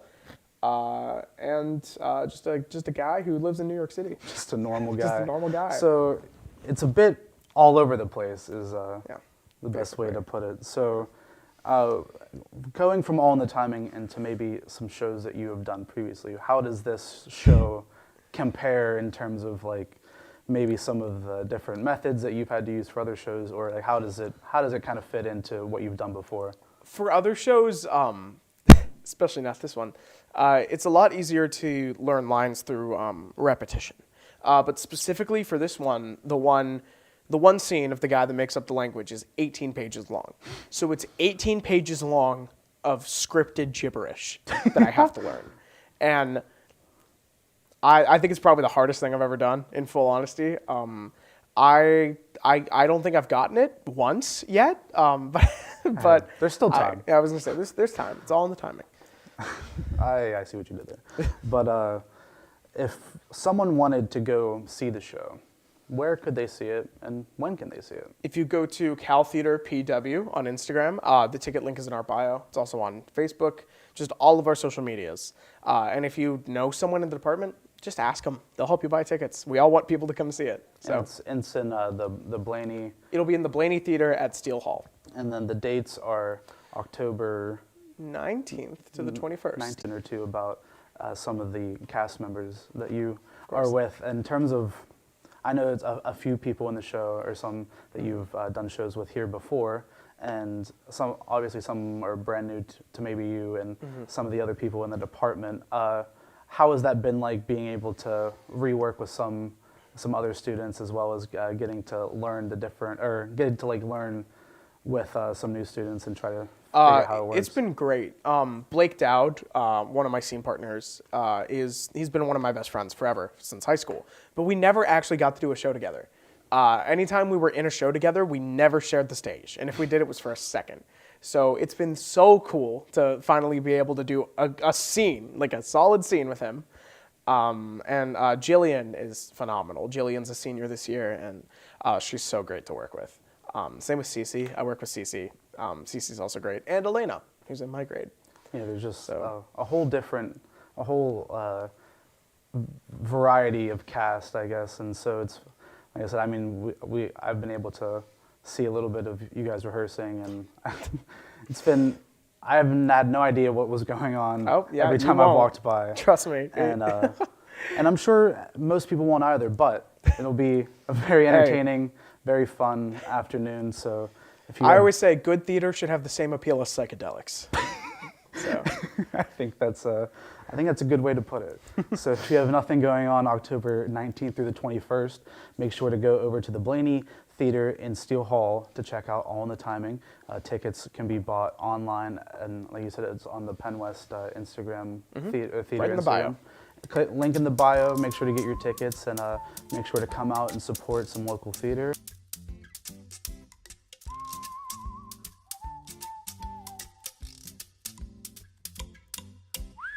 For anyone that has no idea what All in the Timing is, how would you describe it?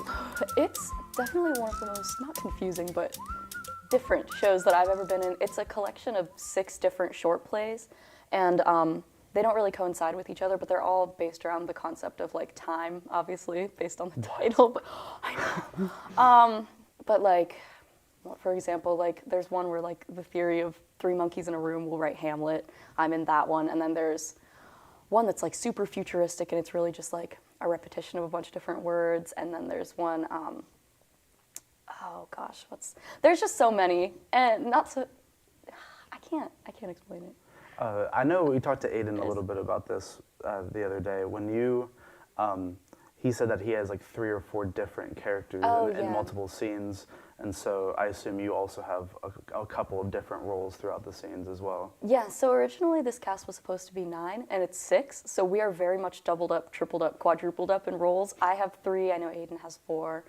And yeah, so we tried to space them out for the actors to have time to change, because we do have some pretty funky costumes too, so I'm excited to see that. And I remember I asked him, and I'll ask you the same thing, in terms of the differences in between each of your characters. I know he said that he's going from playing like Trotsky to some guy who's making up his own language, so it's kind of all over the place. And it is incredibly different. I go from playing a monkey to wearing a bunch of silver costume pieces and in a very futuristic type of show to having a Russian accent at the very end. Yeah. So it's all the shows are very diverse, like really don't correlate to each other. I walked by the other day when you guys were rehearsing, and I just saw Which one?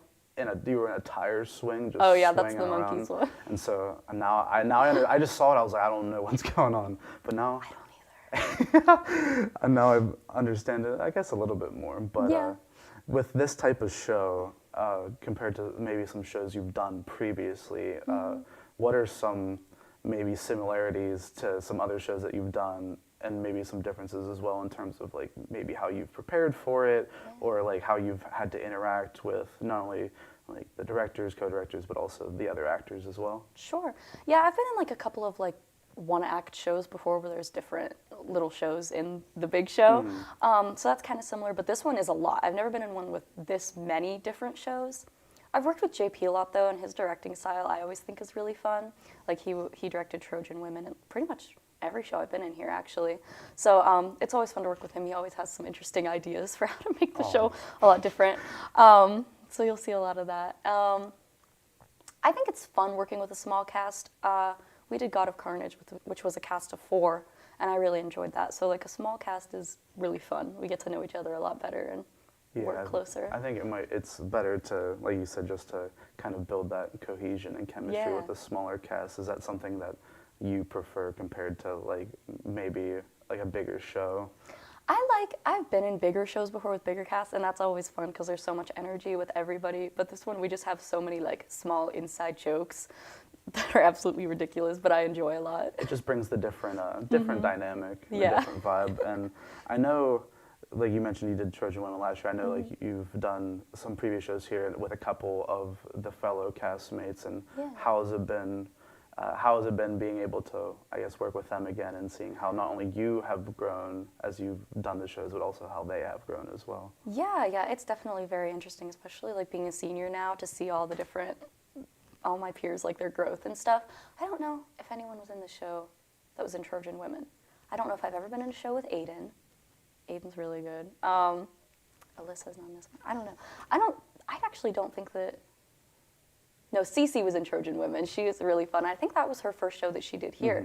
So I was really excited to see her do this show. She's a lot of fun. Who else? I feel like I might be missing somebody. Right? Blake, oh my gosh. Yeah, Blake literally had a big scene with me. And it's very interesting to see the difference in like more of a serious, tragic show to something really funny and just so goofy. It's a big jump, but it's a lot of fun. And I think going from a show like that to now a show like this, where it's a bunch of different culminations of different pieces into one thing, going from a Greek tragedy show where it's just super big and dramatic and over the top to something like this. How difficult is it to kind of make that change and adjustment to like how you to make your approach towards your characters, like acting style wise, kind of? Yeah. Trojan Women, I feel like was very, you always have to focus on like the emotions and the lines and stuff like that, but Trojan Women, the lines were very old English or old whatever, Greek style. Translated. but this one, it's obviously more in modern text, except for a couple of the shows, which are also a lot different. So some of them kind of come more naturally when it comes to like remembering the lines, but then it's kind of that same thing where you just have to know the text. Like you can't like in one of the scenes I'm in, you can't really improvise. Like you just have to know exactly what you're saying. So that kind of did help learning that in Trojan Women, like to help translate that to here. But acting in like a more modern setting wise, it's a lot different. It's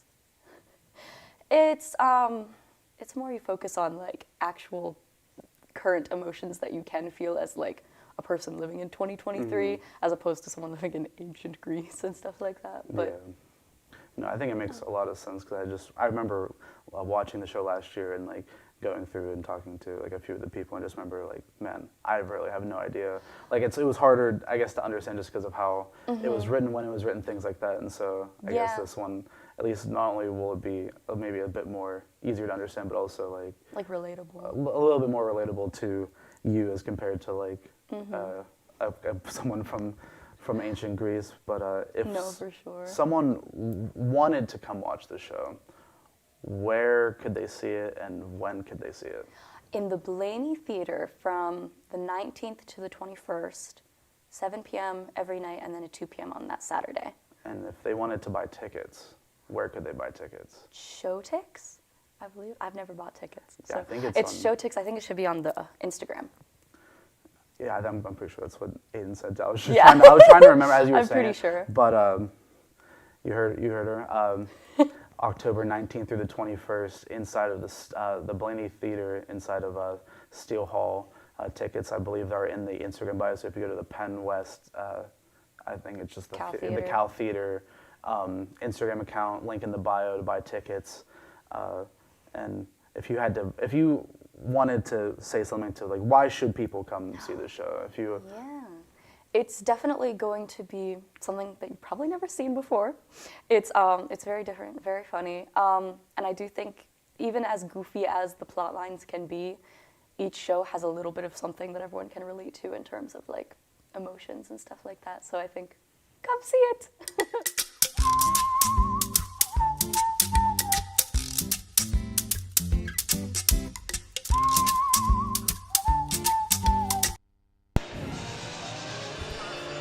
And welcome back here to the CFS Event Center, or AKA the Ross Draver Ice Gardens. Tied up at 1 as the Vulcans get that a little bit of late momentum here, James, as the Vulcans tied it up with a late power play goal there. And I mean, we were talking about the whole end of that period. Vulcans throwing everything in the kitchen sink, including the kitchen sink, I should say. 18 shots to 9. So definitely a different pace than what we had in the first. 2 penalties to the correction, and 2 penalties to the Colonials in that one. None to the Vulcans. Is California now 1 for 4 on the man advantage. Fresh set of 20 on the clock here, and you got to think California's got some momentum. It's on defense. It's that bend, don't break mentality. On the opposite side, it's bring the pressure, bring the heat, and overload as much as you can. And so we'll see what happens as we are underway. California wins the draw to start. As that one goes deep into the end, RMU will pick it up as Jones picks it up. Near side, Jones dancing around, trying to figure out what to do. Ooh, Vulcans trying to keep RMU stuck down in their own net, and as they will on the far side. A little miscommunication there. There's that one, and now in the Vulcans' end, 3-on-2, centering shot, save made, rebound on set, and they score. We were talking about this in the first period. Little mistakes. So not even a full minute into the third period, and RMU takes a 2-1 lead. Do you hear a helium balloon starting to deflate a little bit? I thought so. I heard something. Because that definitely is a momentum killer. So the Vulcans got to bounce back here quickly as RMU wins the draw. John and Peck bets on the goal there. As Jack Jones gets the assist.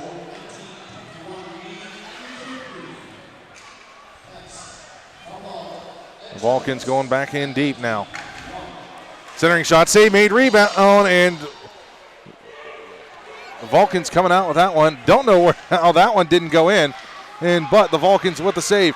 Trying to split the D, can't do it. I don't think anybody can find the puck there. Nobody could. As for the Vulcans trying to split the defense back there was Heckman.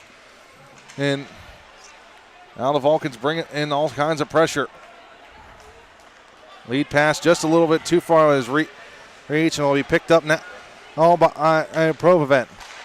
Chip pass now over to center ice. Here come the Vulcans. Once again, deep in the zone. California trying to pick the puck out of there. And centering shot almost went in and saved by Brozdovic. Back up to the point now. That pass was picked off by RMU. Cross-rink pass. And it's intercepted by the Vulcan. And somehow kept that one in. Vulcan's going to go for a long-winded change, and they need it. RMU trying to get something started here. Long lead pass, intercepted by the Vulcans. Not this time, they said. And here they come once again. On the near side. Around the horn, RMU's going to try to break out once again. Pass intercepted, California. Somebody lost a twig out there. That twig was actually thrown. And turnover, center ice. Mason, the Vulcans got an odd man if they hurry. But the puck's going to be a little too far out of their reach. Trying to clear it out once again. RMU who's playing a little defense now, but California with the puck. Centering pass blocked. Picked up by California once again. And shot from the point, just missed the net. That one's going to come back out the center, and here comes RMU 2-on-2. Slap shot, save made by Sirakowski. I think we're starting to see Cal continue to apply the pressure that they need to apply and show that this wound of a 2-1 deficit is not going to affect their momentum. Yeah. Shots on goal, 28-20 now. Still in favor of the Vulcans. And they'll win the draw. Trying to get it out. And they will. And chipped off the boards and into the California bench. Face-off will go back into the Vulcan end. That bench is a puck magnet tonight. That I will agree with.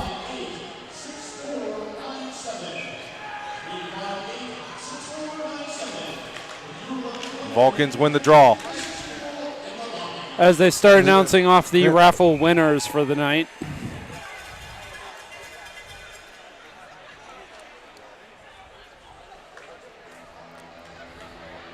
So I'll have to check my ticket later on.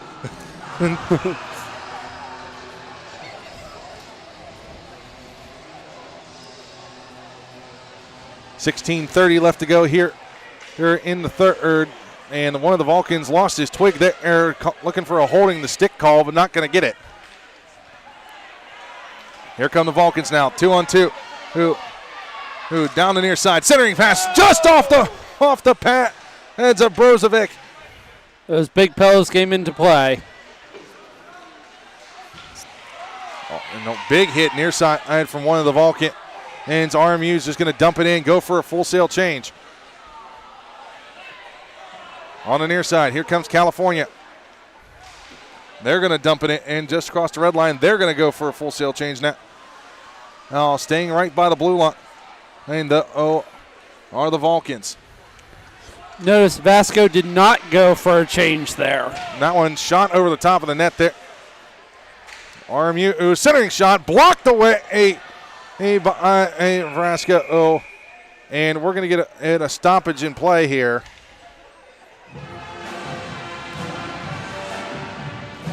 As I think the net came off the moorings once again.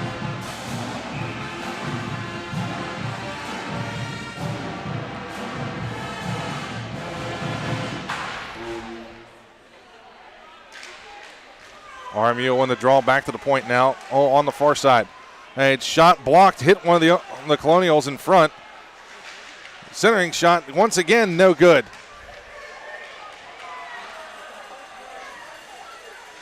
Turnaround shot blocked, hit a couple of Vulcans in the way. And the puck's going to go back out over her into RMU territory. Vulcans. Looks like we're going to get a delayed penalty call against California.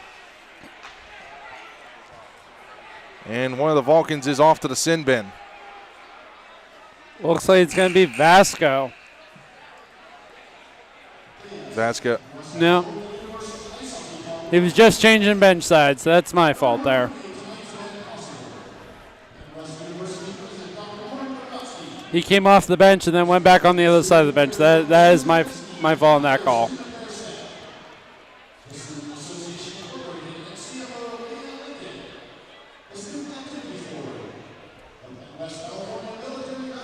So California going to have to kill off a penalty here with one of your top penalty killers. Nope. Actually, I was right. It was Vasco.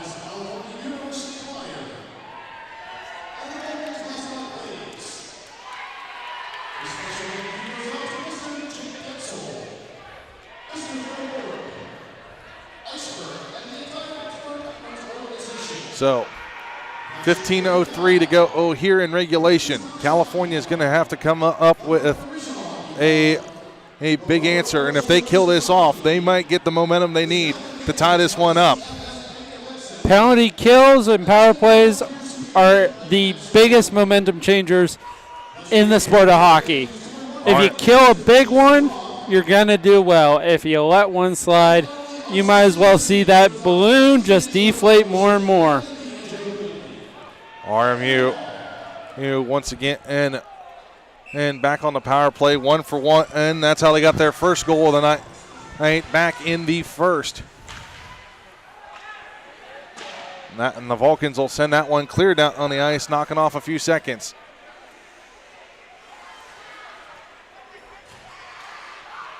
On the near side, here comes RMU. They'll dump it in. Sarakowski, he'll play it behind the net.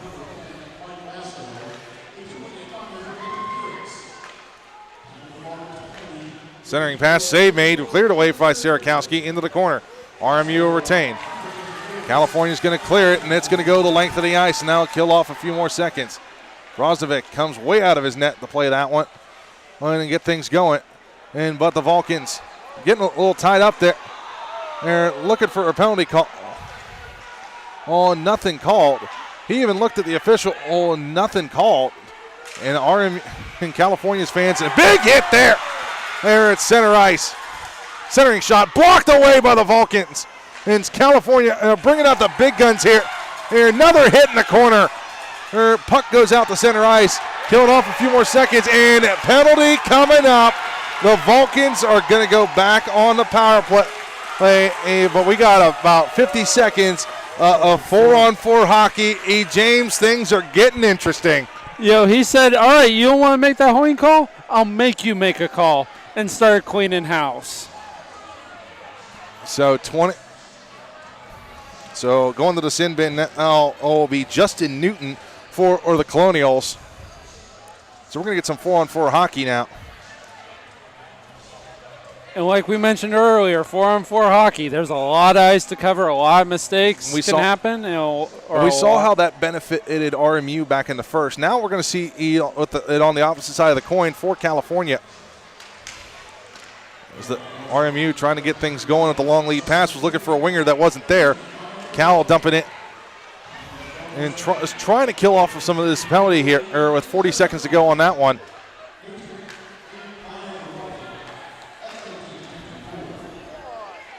We're going to get a holding call on the near side. Hey, to RMU. A lead pass to his running mate. Lead pass up front. All the Betts. His shot blocked away. California tried to clear, not out. Oh, miscommunication. And puck's now in the hands of the Vulcans. Here they come. Dangling around one. Shot save and goes off the shoulder there. Brozovic. California trying to retain it there, and here comes RMU. 3-on-2. Ooh. And offside is going to be the call. That was a delayed offside. I don't care who you are. That was delayed. But, you know, it's Yeah. it is what it is, and it that definitely can. Are we seeing a penalty here? No. I don't Okay. know. No, Just a odd discussion with the ref there for a I moment. think Betts was talking about why was it so delayed before that offside call. Oh, but regardless, now the Vulcans on the power play. Minute 2, a good play here on that. 1 for 4 in the game. Here come the Vulcans now, all playing dump and chase here, trying to get things set up. Up 45 to go. On the penalty.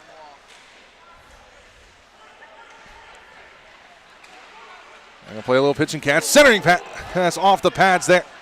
They're in the corner now. Oh, the Vulcans are going to pick it up behind the net now. Get things started. Near wing. That's going to be Farkle. Oh, up top of the point. Farkle. Down low. Centering pass to the point. Slap shot over the top of the net. And the Vulcans are going to pick it up now. Oh, 10 seconds to go on the penalty. Up top. Near side. All right, centering and cleared away. And here comes on the Vulcans as Vasco picks it up. Here he comes with a full head of steam. Coming with the Vulcans. And centering pass, turning shot, save made, rebound, cleared away, score! Another lit. And the Vulcans tie it up at 2. Where did they find the second kitchen sink, Johnny? Where did they find it? 11:39 to go. The Vulcans tie it up at 2. It's a Wild West show here in SFTE Event Center. But either way, the Vulcans have tied it up. And the Vulcans really needed that goal there. After so many missed calls that just haven't gone their way tonight, that kind of shows them, hey, go ahead and not make the call. We'll still play in the net. Vulcans bringing some power now. And that's going to go to the captain for the Vulcans. Is Danny Farkle will get it. Or excuse me, Mike Farkle will. No. Puck goes into the corner now. All the Vulcans trying to get something started. On the near side. Centering pass is picked off by RMU. Here come the Colonials.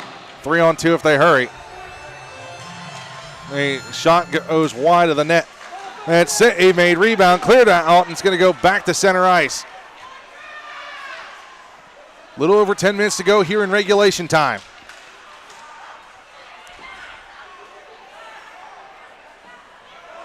And the Vulcans are looking for a change, and save made by Sierakowski. Somebody call the cops. There's a 2-11 in progress as Sierakowski robbed him of a goal.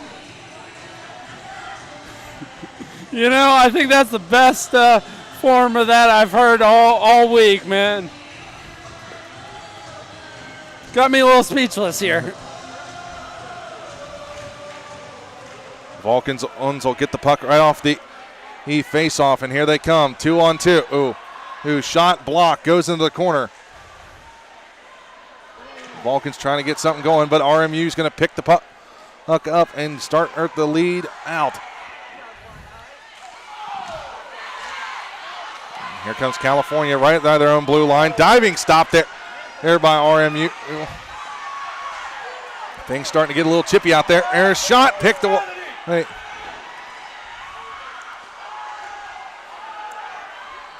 The fans are definitely getting into this game now. And that's not what RMU needed. Here they come, 2-on-1. And 2-on-2 now. Oh, if they hurry. Shot, save made by Sierakowski. You know, this building, even though there's not, a full house in here, it's still very loud. It's still a small building structurally. So any noise that's made, it's going to echo significantly on that ice.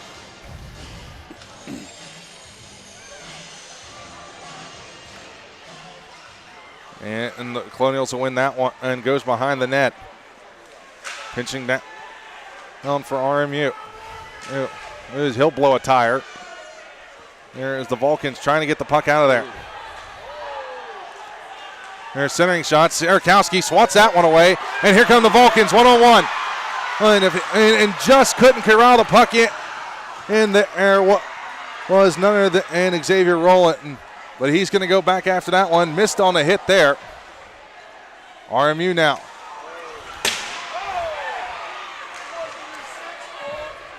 And I think we're going to get a penalty call. And, yep, California's going to get caught with their hand in the cookie jar. There are some things you just can't do, Johnny, and that's one of them.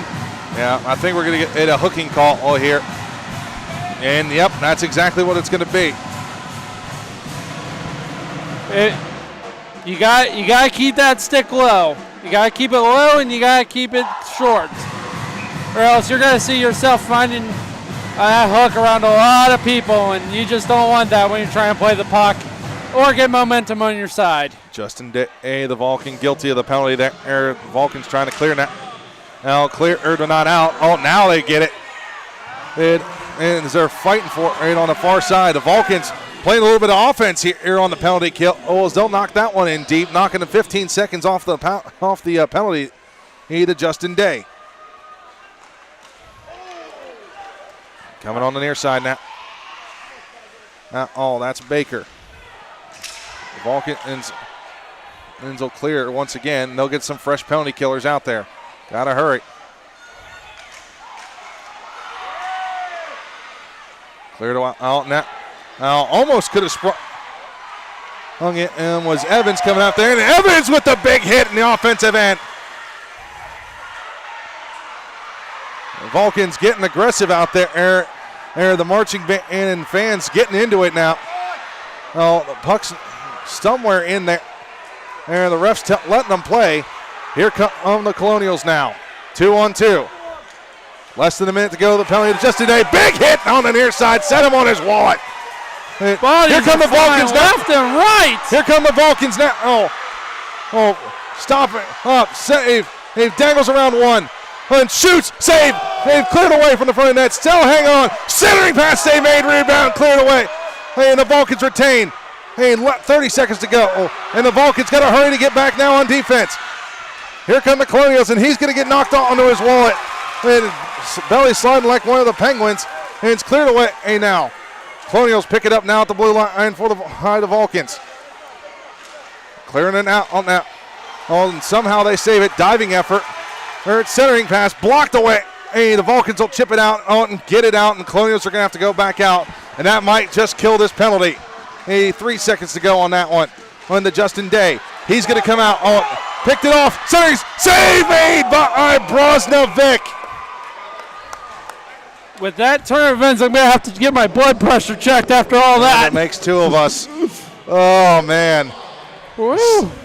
7:08 to go. Shots in favor of the Vulcans right now, 34-27.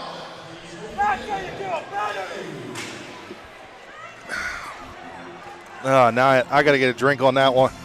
Well, where's my water at? Oh, man. Again, they're throwing everything they have at these guys. And including the kitchen sink.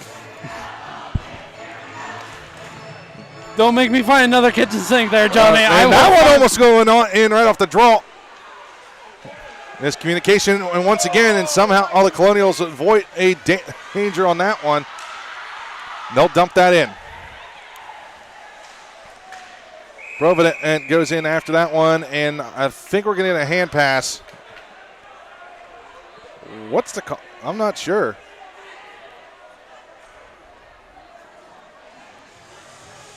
Well, if it was a hand pass, it'd probably be outside the zone. I think the puck might have got knocked out of play. So I think that's what they're signaling there.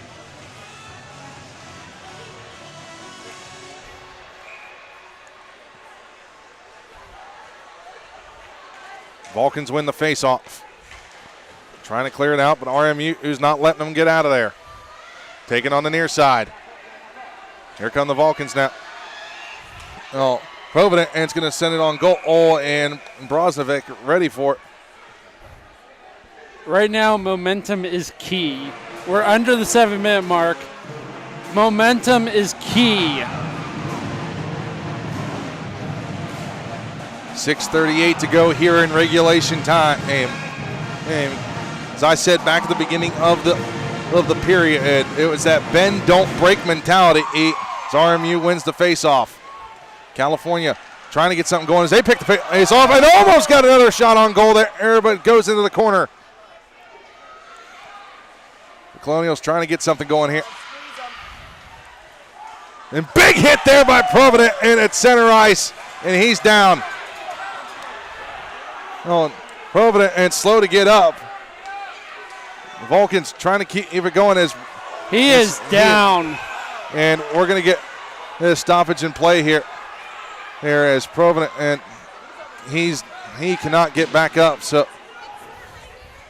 that was a hard hit. I mean, I don't think it was an illegal hit, but the problem is, with the helmets, the cages that they have to wear, if that goes up wrong, that chin strap's gonna do some damage. Yeah, you're talking to someone that's known for his concussion history here. So, hopefully everything's all right. It's one of those things that you just don't like to see. Sadly, it's part of the sport. Hopefully, he'll be able to get up. At least he's sitting up. Yeah, so that's he's sitting good. up, getting assisted up by his teammates there, and he's going to head off the ice. Yeah, hate to see one of the athletes in competition and go down. That's Brandon Luff heading off to the bench. Again, it's one of those things you hate to see, but it's a risk that these students, you can't forget that these are students. They have class tomorrow that they have to go to. So playing on a rare Monday night game, and we're gonna get a timeout called on the ice. I think it was by the Vulcans. So we'll get a moment here. Here's we're down to 6 minutes left in regulation time. Coach Greenway wanting to get things talked over here. Or if you win this draw, what you're going to do. If you lose the draw, what are you going to do? Because at that moment, the Vulcans had the momentum there. So right. So I'm curious on what this timeout's going to do to that momentum. Because also, especially after a player like that goes down, you got RMU fired up now. Yeah, now they're gonna try to get something going on here.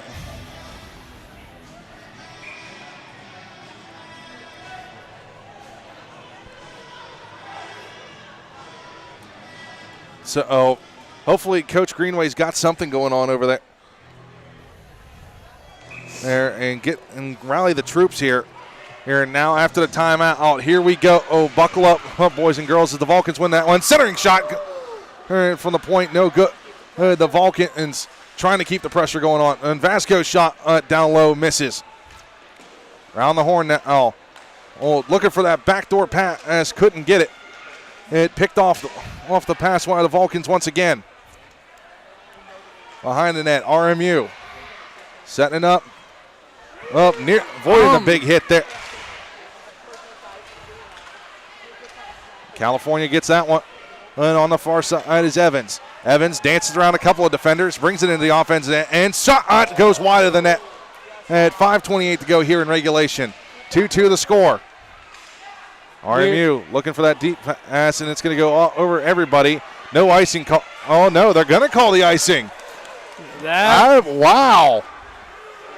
Wow, I'm surprised on that one. I am too. I honestly thought RMU had him beat.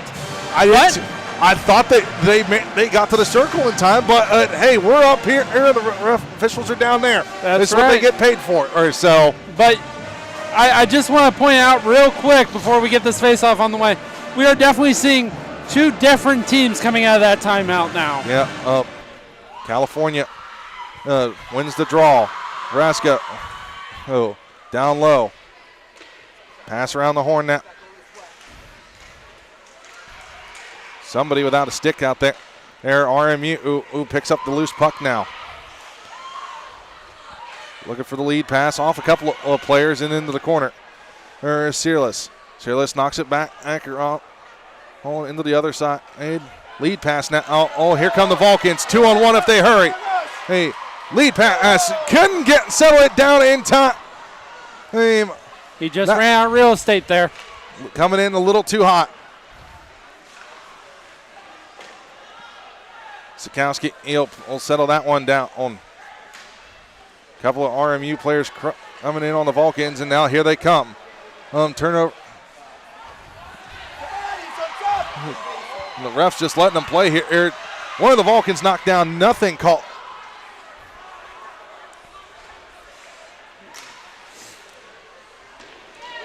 Cal's going to rub down one of the Colonial players there in the corner. And I think the Vulcans are going to go back on the power play. That's exactly it. And so as soon as one of the Colonials touch it, there it is. We're getting a slashing call. You're always going to catch the retaliation. I mean, that was indeed a boarding call that got missed. It was borderline. I'll give you that. It was borderline. 4:01 left to go in regulation. But California you can't retaliate. California goes back on the power play.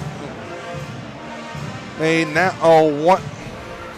1 for 4 now. No, 1 for 5. 1 for 5? 1 for 5 or 2 for 5? 1 for 5. Okay, 1 for 5 now. Because that's right. The penalty expired right after that second. That's right. Yep. We got it down here. So Parker Smith heads off to the penalty box for the slash. And it's going to be the 2-minute variety, not the 5-minute, because he took a nice little hack there. But no blood was drawn. Raska was going to take it. Centering shot, no good.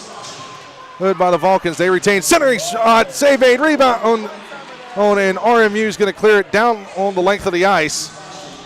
Where Sierakowski, he'll pick it up.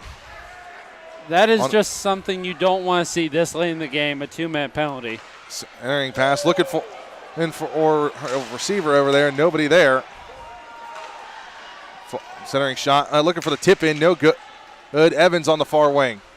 Drops it back now. Chip pass over to Verasco. Verasco shot, save made, save it, rebound, cleared away from the back of the net. And the Vulcans will pick it up. Backhand shot, save made by Brosnovic. And he's going to hang on with 3:16 to go in regulation.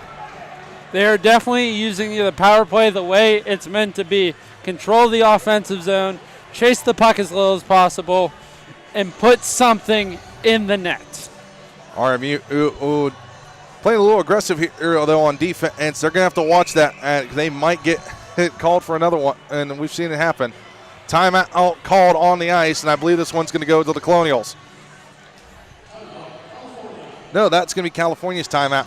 Oh, correction. So Robert Morris used their timeout already about 3 minutes ago. So California's going to talk things over here and go with the coach Greenway for the Vulcans. He's going to try and get things settled down. So are we going to see a goalie pull here? I wouldn't risk it with 3 minutes to go. Too much time on the clock to do that. So it's going to be interesting to see what they do. Definitely. And if you're RMU right now, you're just thinking control, maintain, and go. They have to kill this power play if they want to stand a chance in the last 3 minutes we got. Yep. So right now we're dealing with John time here, 3:16. Yeah. I was going to say Stone Cold. Stone Cold. I'll go with Austin 3:16. There you go. And right now I think California's going to be wanting that Austin 3:16. I mean, honestly, the way they've been playing out there, as aggressive as they are, it almost looks like they're getting ready for a fight. So. Yep. So here they go. Oh, Vulcans win the face-off on Verasco. Oh, shot down low. And held on once again by Brosnovic. Shots on goal 39-27 And So that is Cal with 11 shots this period, and RMU with only 9 again. Centering pass, and that one just goes off one of the sticks of the Vulcans there. They're overskating. It's the Colonials. Here comes California with less than a minute to go on the power play. Centering shot goes wide of the net and is going to go back out. Vasco skates back into his own zone. 45 seconds to go in the penalty.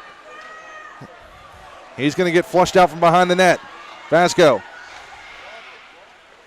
brings it across the line, dances around one, and held onto it. Backhand shot, save, aid rebound on.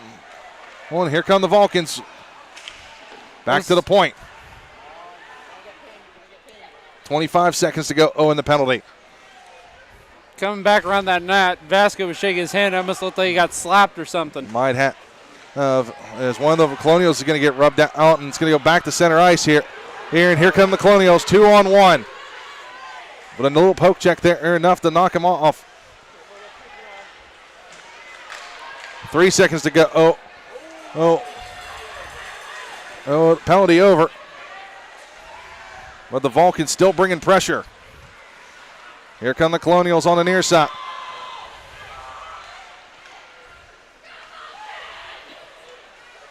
One of them blew a tire there, back to his feet. But here comes California. They'll chip it out on the near side. All right, that's going to be Capuzza. And Pavlov and fighting for the puck. Squeaks out back to in front of the RMU bench. Here come on the Colonials. Down low. Centering pass, no good. Cleared away. Hey, on the near side now.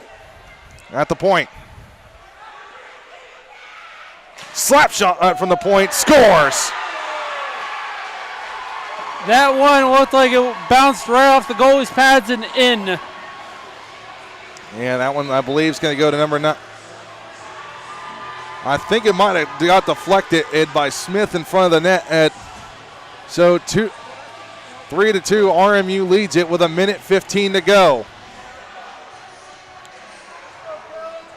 And now we come down to crunch time for Cal. And here we go, folks. Get ready. This one's going to be wild.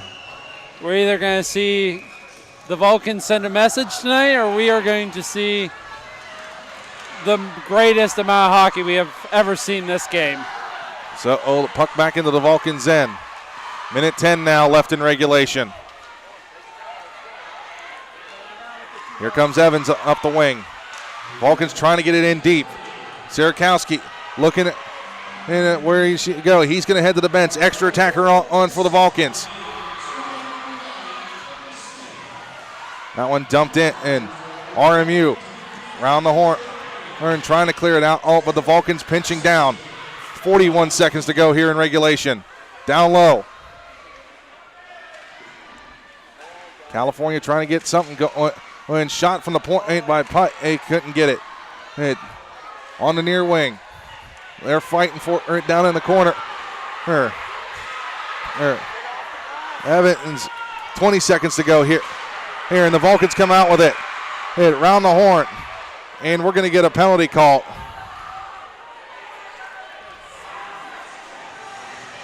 So. And it looks like RMU is not happy about that call. No, not at all. And looks like 2 players are going to get ejected. 2 of them are getting ejected. 43 and 14. That's going to be the captain for the Vulcans.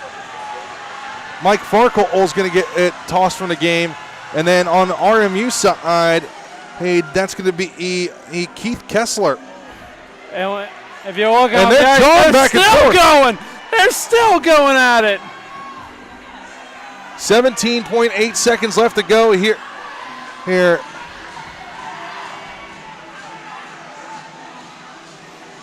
And they're still jawing off the ice. So finally, those guys are going to go to their respective locker rooms. And we got a couple of penalties on the board, 2 minutes each. I'm guessing unsportsmanlike in that. And the refs are talking things over here. So I think we're going to figure things out here. I think it's a matter of who's going to serve them.